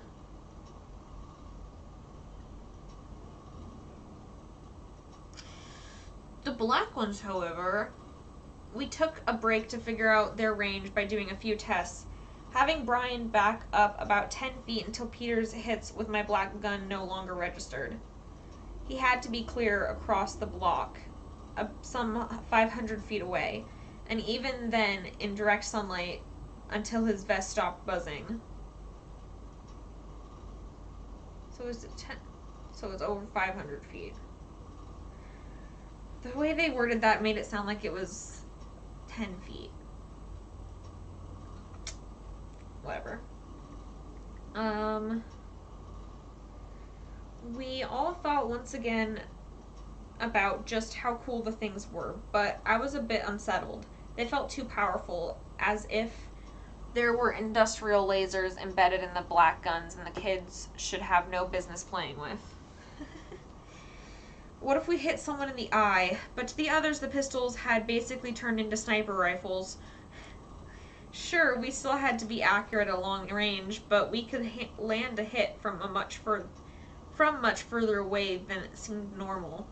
The discovery of the foreign set's abilities changed the game's dynamics. Suddenly, Nick and I were deemed permanent squad leaders. We were the specialists meant to be feared. Couldn't you just, trade vests? You know? Wouldn't that be easy enough to just trade the fucking vests at some point? Rotate them, maybe? That'd be so easy. Okay, whatever. That was when Peter started asking me to switch up gear with him. Yeah, exactly. I told him he could have my set tomorrow. But after a few more games, he started whining and bitching about it. At 3 o'clock, we broke for snacks, soda, and water to replenish ourselves. We had played long and hard so far, and the other people in the neighborhood had taken notice of our antics, but we were having too much fun to notice or care what they thought of us. Being a nice guy, I relented and told Peter he could have my set for the next round of games that would last until we called it an evening. He had the best aim, and a maniacal little grin spread over his face, as he no doubt wondered what it would be like pulling off miracle shots as a professional sniper would. Okay, I'm gonna take the ears off because they're kind of giving me a headache.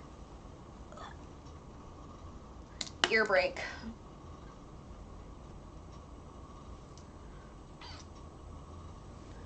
Yeah, be happy with what you're given. Don't bitch about free things, okay? That's stupid. If you want to listen to a different creepypasta, there are plenty of videos on YouTube. We're reading this one right now. We're too far in to just stop, okay? We need to know what the fuck goes on here. Oh, la la la la. The thing was, though, ooh, it's about to get interesting. Nick and I couldn't get the vests off.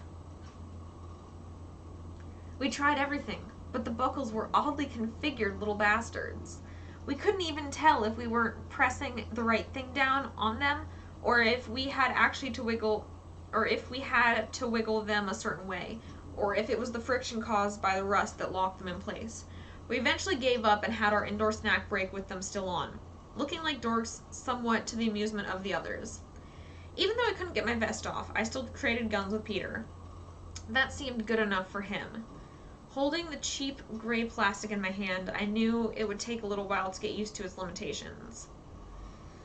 As the day wore on and cooled a bit with the settling sun, I started taking my first hits without the advantage of longer range, and I really began to take notice of the strange quirks of the vest. For one, it was uncomfortable. The leather straps that went over my shoulders and around my waist would have been comfortable if they weren't so tight. On top of this, the metal plate on the back side of the hit detection unit, pressed tightly against the skin, was cold. On top of this, the metal plate on the backside of the hit detection unit, pressed tightly against the skin, was cold. That pressed tightly against the skin was cold. I get what they're saying with this sentence, but dear fucking God. Never warming to body temperature. They're saying that the little metal plate pressed against their skin and it was really cold, but okay, whatever. Also, once I took a hit for the first time, I could feel a small tingle of electricity come from the back plate. It was really small, however. Less than that of static shock. I think we all know where this is going. I didn't even notice it most of the time, but it was there. I couldn't tell if it was deliberate, like some sort of failing impact feedback, or more like something bigger, being contained but leaking out ever so slightly each time a laser strand was close enough to be detected by the circle in front. But the oddest thing of all were the power lines nearby. Interesting. They were old and buzzed often in cycles, but whenever I drew near them, they seemed to either buzz louder or start buzzing as if they were quiet started buzzing if they were quiet at the time. I had learned about electrical fields in science class that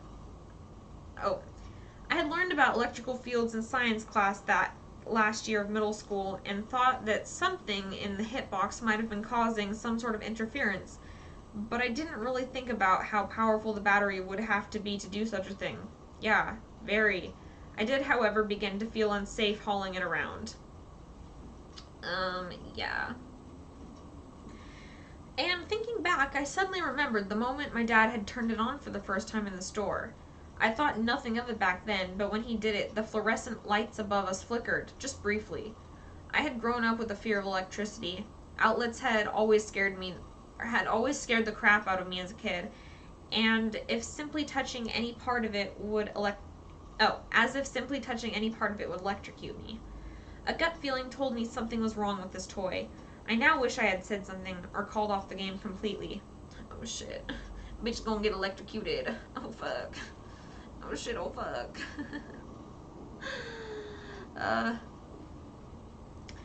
After the first game following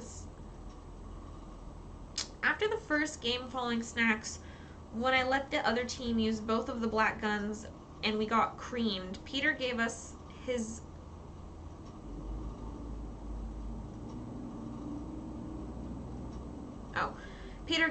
brother Nick to even the score. I was like, he gave you his brother, and then I realized they were on teams.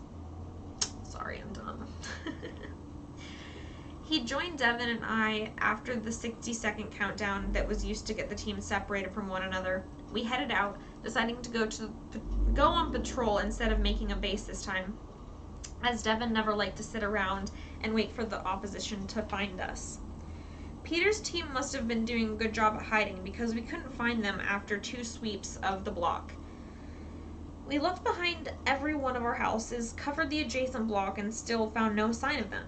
It was a good idea to separate the team a bit so it wasn't taken down in a single ambush, but I always hated breaking up completely and going on patrol alone. But Peter and his sneaky bastard gang wanted to play things this way, so we had little choice but to separate and cover more ground. Uh-oh. I checked to make sure that Devin and Nick had their walkie-talkies set to the proper channels, and we headed our separate ways. Now alone, my senses heightened. I could feel the beads of sweat on my forehead and hear the faint buzzing of the drooping power lines. It was quiet and the air was still. Everyone else in the neighborhood had gone inside. Getting tired of the round, I started walking down the middle of the streets, putting myself in the open. If someone moved to take a shot at me, I might react in time, maybe not. It was, after all, just a game, and I was growing impatient and wanted them to come out. I got my wish. As I walked down the empty street just in front of my house, Brian leapt out of some bushes, took aim at me, and fired. I heard the buzz, felt the tingle, and looked down to see the red lights disappear.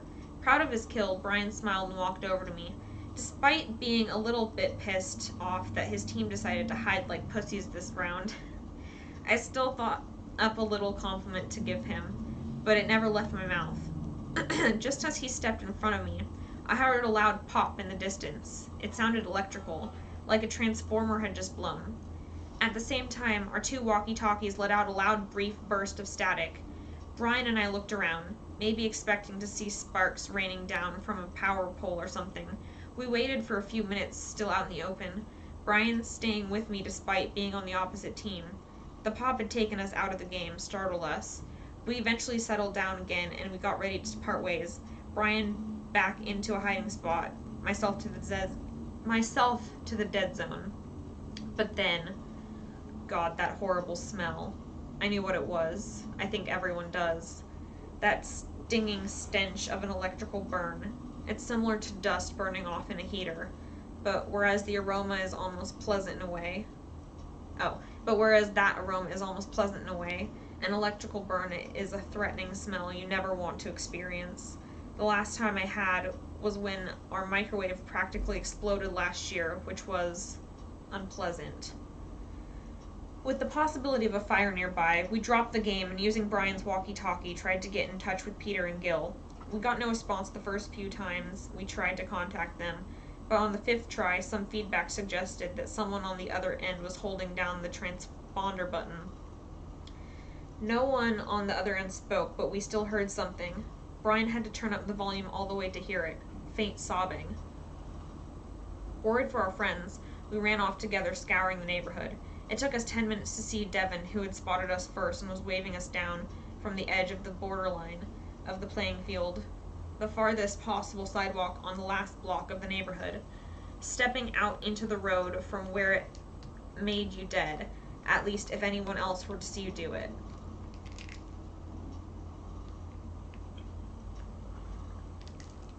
We rushed over to him and saw Gil examining the sharp incline by the side of the road, where a storm drain feeds runoff water down into a ditch-like area that was often muddy. It was also overgrown with weeds and vines that climbed up the nearby cedar trees, which condensed into an ugly little forest typically occupied by drunks and garbage. For reasons we never really understood, this area on the edge of our battlefield was Nick's favorite hiding spot. He would sometimes still be in the ditch, eyes peeking out at the street level after the entire opposing team was already dead. Next to Gil was Peter, in a way I'd never seen him before. He was in a state of shock, rocking back and forth very gently in a fetal position. I asked everyone what happened, but Gil wasn't around at the time, and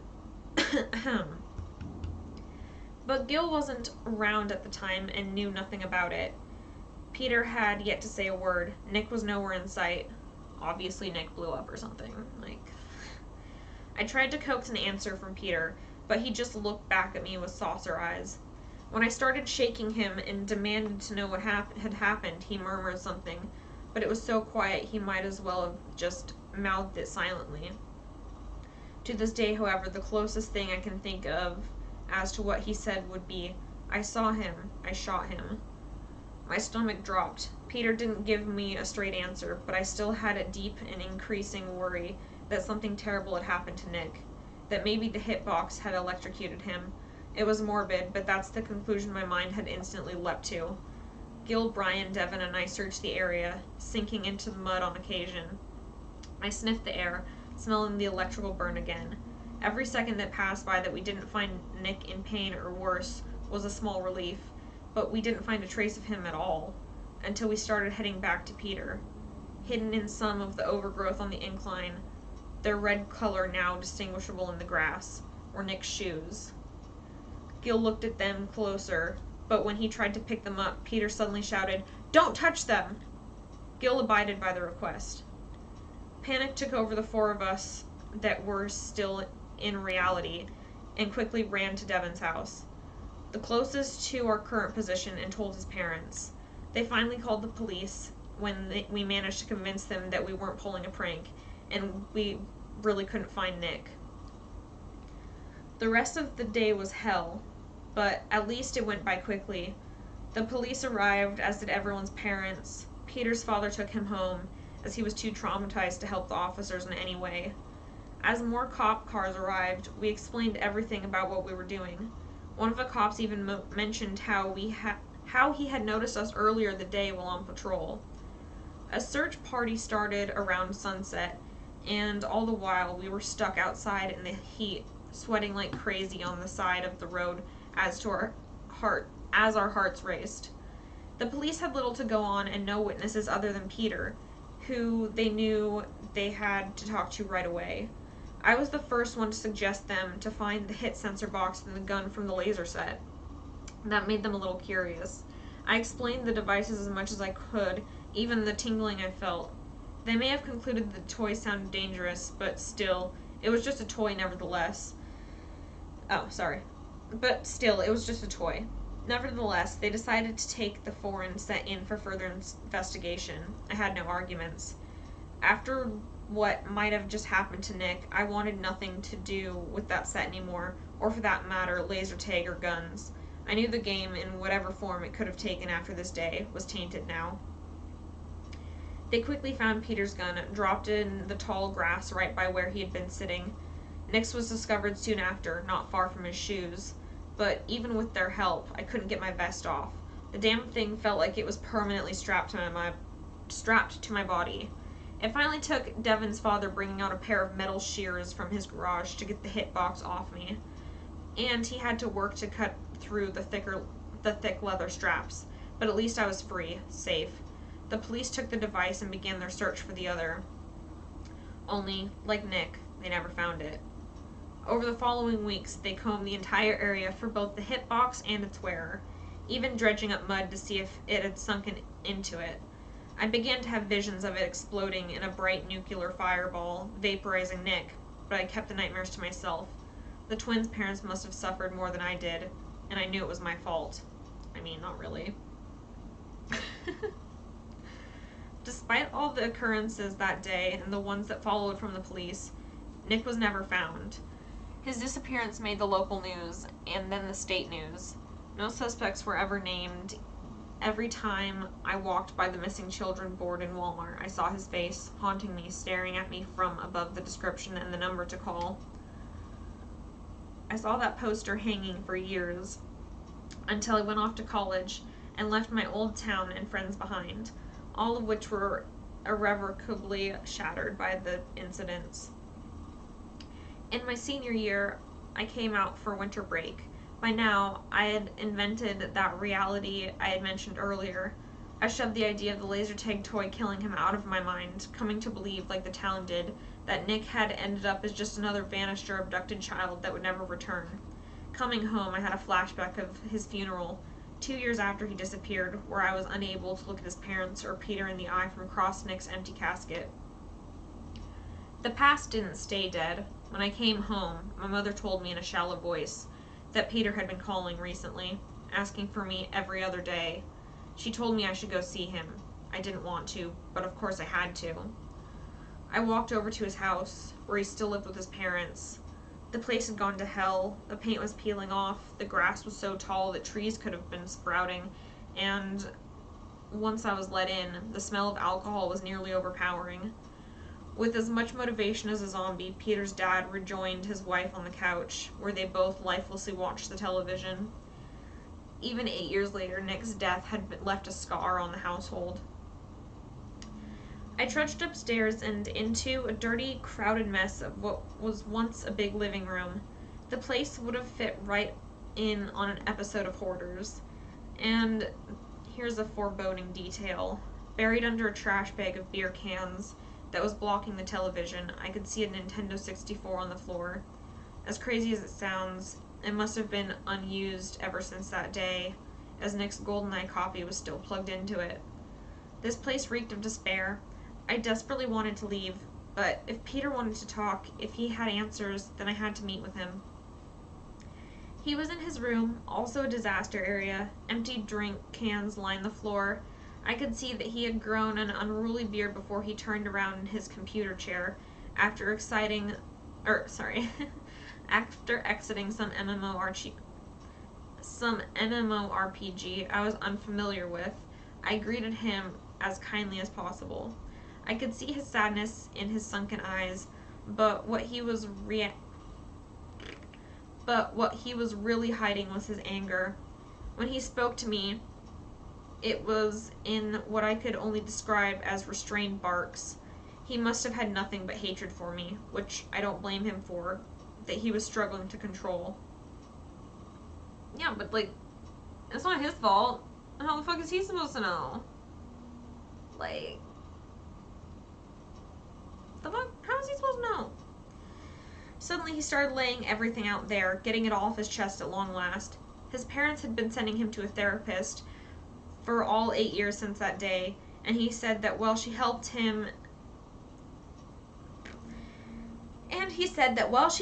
and he was making slow progress, he hated the bitch inside, because she didn't believe him when he shared his account of events. He then told me that he had just started to go to a psychiatrist and hoped that he would believe him. Understanding his anger and now feeling nothing but pity, I talked with him calmly and reasonably. He eventually did relax, some after getting out all of the contempt he had for me. He took a big breath, and his whole body shuddered, as if the anticipation of a forthcoming grand revelation. That was just what I got, as much as it hurt, the truth at last, and that dreaded vindication I mentioned at the start of our story. I never returned to his house that day to retrieve the box, assuming the police would take it. Huh?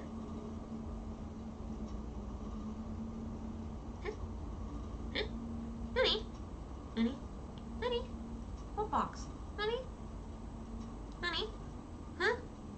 Huh? Huh? Okay, whatever, I'm gonna keep reading. But I watched as Peter reached deep under his bed, the space looking like an unnavigable garbage dump, and pulled out that black box that I had seen in my dreams many times. Oh, the fucking box the toy came in. Okay, I was like, what? He took off the rotted moist cover, a smell of mold exploding from the inside. But it was what he took out of that box that made me truly sick to my stomach. It was the missing hit sensor box. Only the frontal plastic shell had been completely warped and scarred by extreme heat. It had practically melted over the black circle in the middle, and the leather straps were charred. Holding back vomit, Peter almost gleefully flipped the device over, as if in his damaged mind I was supposed to like what he was showing me. The metal back had mostly survived intact, but there was a large dent in the middle where it made contact with the battery.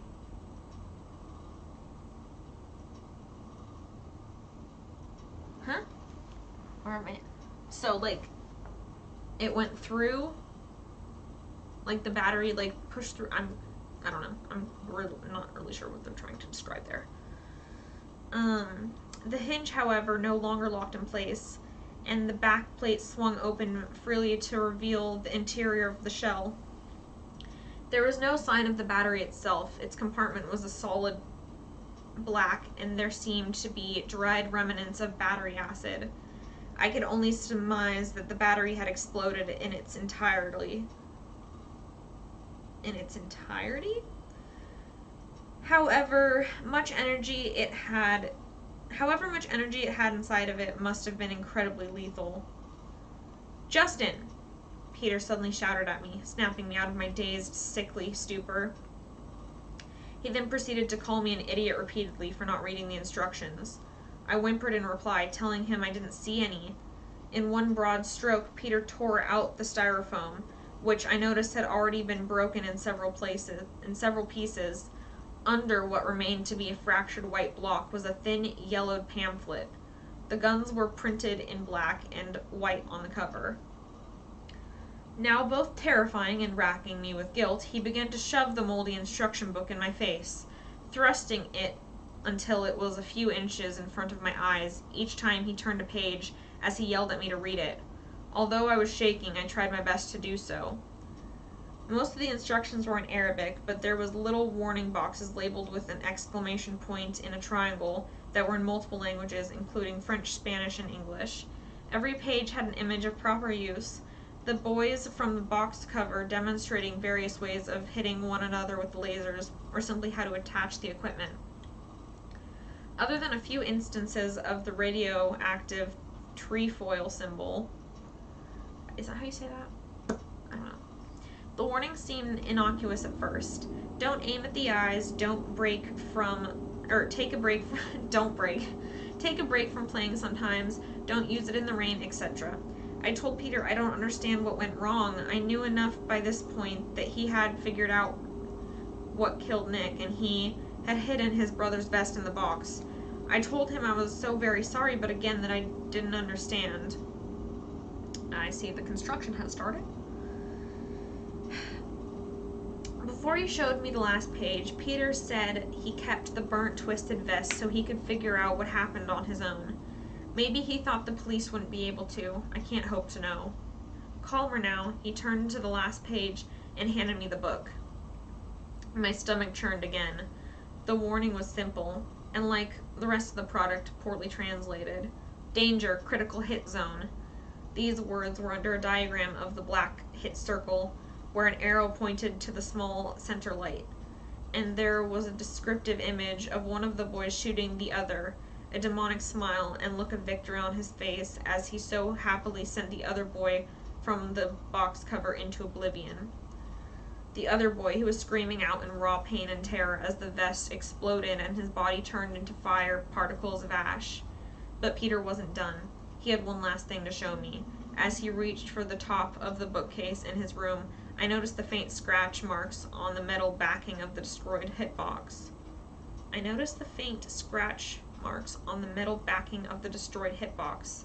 It looked like someone had taken a screwdriver to it in order to violently scrape something off. Peter showed me a small corked plastic vial that he had taken off his shelf. Inside was a solid black gathering of what appeared to be soot. He gave me a sickening smile and told me, It's been a long time since you've seen Nick, isn't it? Say hi to Nick. Ugh. I felt myself heave and hit the floor, but nothing came up. Huh? My mind scrambled, trying to accept what I had just seen and was told, to imagine the fear, the pain, as my friend burnt up into ash, to smell that it so small that it blew away in a light wind, killed by his own brother, Eagle-Eye Peter, who had scored a critical. Before I turned and ran out of the house, Peter, holding what was left of his twin brother, had some advice. I'd see a therapist, Justin. It will help. There, I got it all down. Happy, Dr. Strauss? Whether or not anyone reads this, I don't care anymore. Maybe in time, recording what happened really will help me. I don't know. What I do know is that for an entire day, I carried around what I assume was some sick, perverted Eastern European toy maker's idea of a fun game for the kiddies. A walking time bomb, waiting for a bullseye hit. How all of its previous owners managed to miss, I have no idea. If you decide to hunt down another set for some sick, dark fantasy, and you're stupid enough to buy it after reading this journal that some asshole stole and posted online, try not to play with anyone whose shot is worth a damn. That's the whole thing. That's the whole story. Boom. Woo, that was a long one. Holy shit. Yeah, what do we think? I kind of wish that there had been like some twist or something. There was a few grammatical errors, but I mean, like, otherwise, like, it was pretty captivating. Like, it was decently well written, I think. Let's see.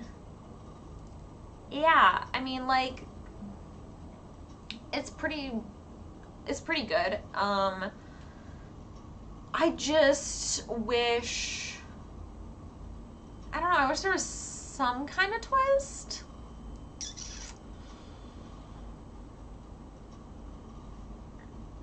You know, not just that he got exploded, like, maybe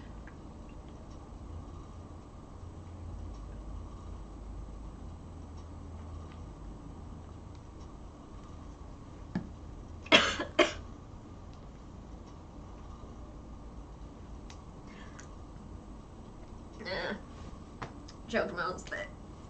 Fuck.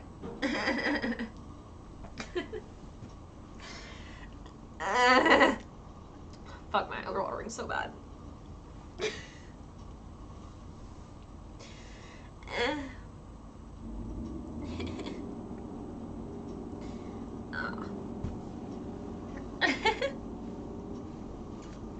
Exactly, it was too straightforward.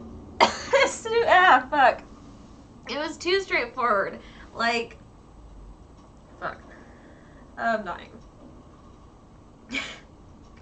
Like,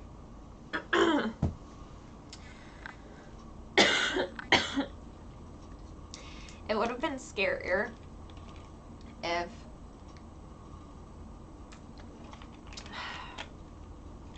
I don't know. No, I choked on my spit. Oh, if you missed the story, it will be up for replay. Don't worry. I will have it up later. Fuck. Hello. Hello, baby. Oh, fuck. Okay. But yeah. So, I just wish there was a little bit more spooky.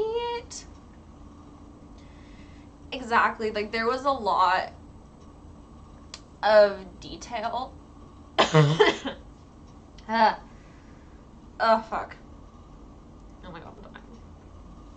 There was a lot of detail, which was good, but there was not, like, it's good to add detail, but it's not good to add detail through the entire thing.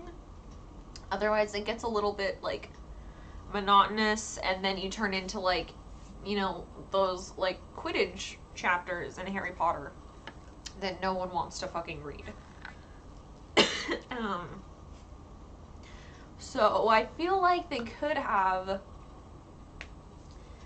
done something with it, like, you know, like, okay, they could have shortened that story down to like half that length, right? Oh, thank you. Thank you. They could have shortened it down to like half that length, and then I want like a twist where the brother actually turns into like a fucking serial killer, right? And because his brother is gone and like he like won the game, like I want it to be like he's not sad about his brother dying. He's like that competitive that he's just like, I won the game. And then he like goes crazy because he killed his brother. And then he like starts kidnapping people. And then he like makes them, he like steals the vest from the police officers. And he like makes them have like a showdown until one of them kills each other. Like that would be more interesting. Or if the gun was haunted, yeah. But, like, it could be better. Could be better. Yeah, or the gun is haunted and that. Like, the gun possesses the brother and makes him into a serial killer. That would be good. You know?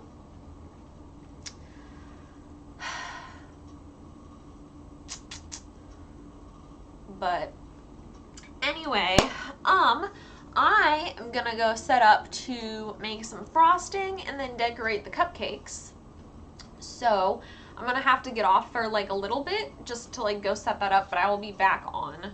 I'm gonna have to do it off of my phone or my iPad or something. So exactly, or like it transports you somewhere or something. Or like, ooh, it'd be good if he like, oh, hi baby. If he like transported him somewhere and then he like came back. Aw, thank you. Thank you. I hope you are having a good day as well. But yeah, like if like the brother got transported somewhere and then when he returns to town, or like, you know, like randomly the brother like reappears like the same age but 10 years later, and then like it's like some time warp type of shit. Like that would be cool. Come on, like there's things you could do to make this more interesting. Why would I'm leaving the room, so I have to turn the stream off to start a new stream on a different device? Do you understand how computers work? Because I can't just leave the stream on. That's not how it works. Okay. I need to turn it off so that I can start it in the other room. Because the computer can't. It's not a laptop. It's a whole ass computer. Hi, puppies. Plus, I need to feed the pups. But yeah. Right? Like, it was really long, and I was expecting a little bit more payoff. I will find another story that's better. Okay? I have two stories that one of them I'm planning to do, well, I could find a new one to do as the voiceover for, my YouTube video for Halloween. I'll just find a different one. I'll read one of the ones I found before because they're actually decent and shorter, but I'll read one of those before we do the giveaway after we decorate the cupcakes. But I'm gonna go set up to do the cupcakes in the other room. So I will see you in about 10 minutes. I will tweet out a new link for the stream. Okay? The cupcakes will definitely be better because cupcakes are easy to make. You are so needy and giving me so many kisses right now. You are. You're such a loving puppos. You're such a loving little puppos. Is it because you need things? Is it because you need things? It is. It is because you need things. Alright. I'll be back soon, guys. I will see you shortly. Go get some food, or Actually, yeah, get some food because you're probably going to be hungry while I'm making cupcakes. So, yes, go get yourself a snack, and I will tweet out a link as soon as I'm live. Okay? Yay. See you soon. Thank you for sitting with me through that fucking long ass story. I'm glad I didn't read it alone, because at least it was entertaining in the sense that we gotta make fun of it a little bit, because that's always the best. Yes. Go grab a snack or a drink or something, and I will see you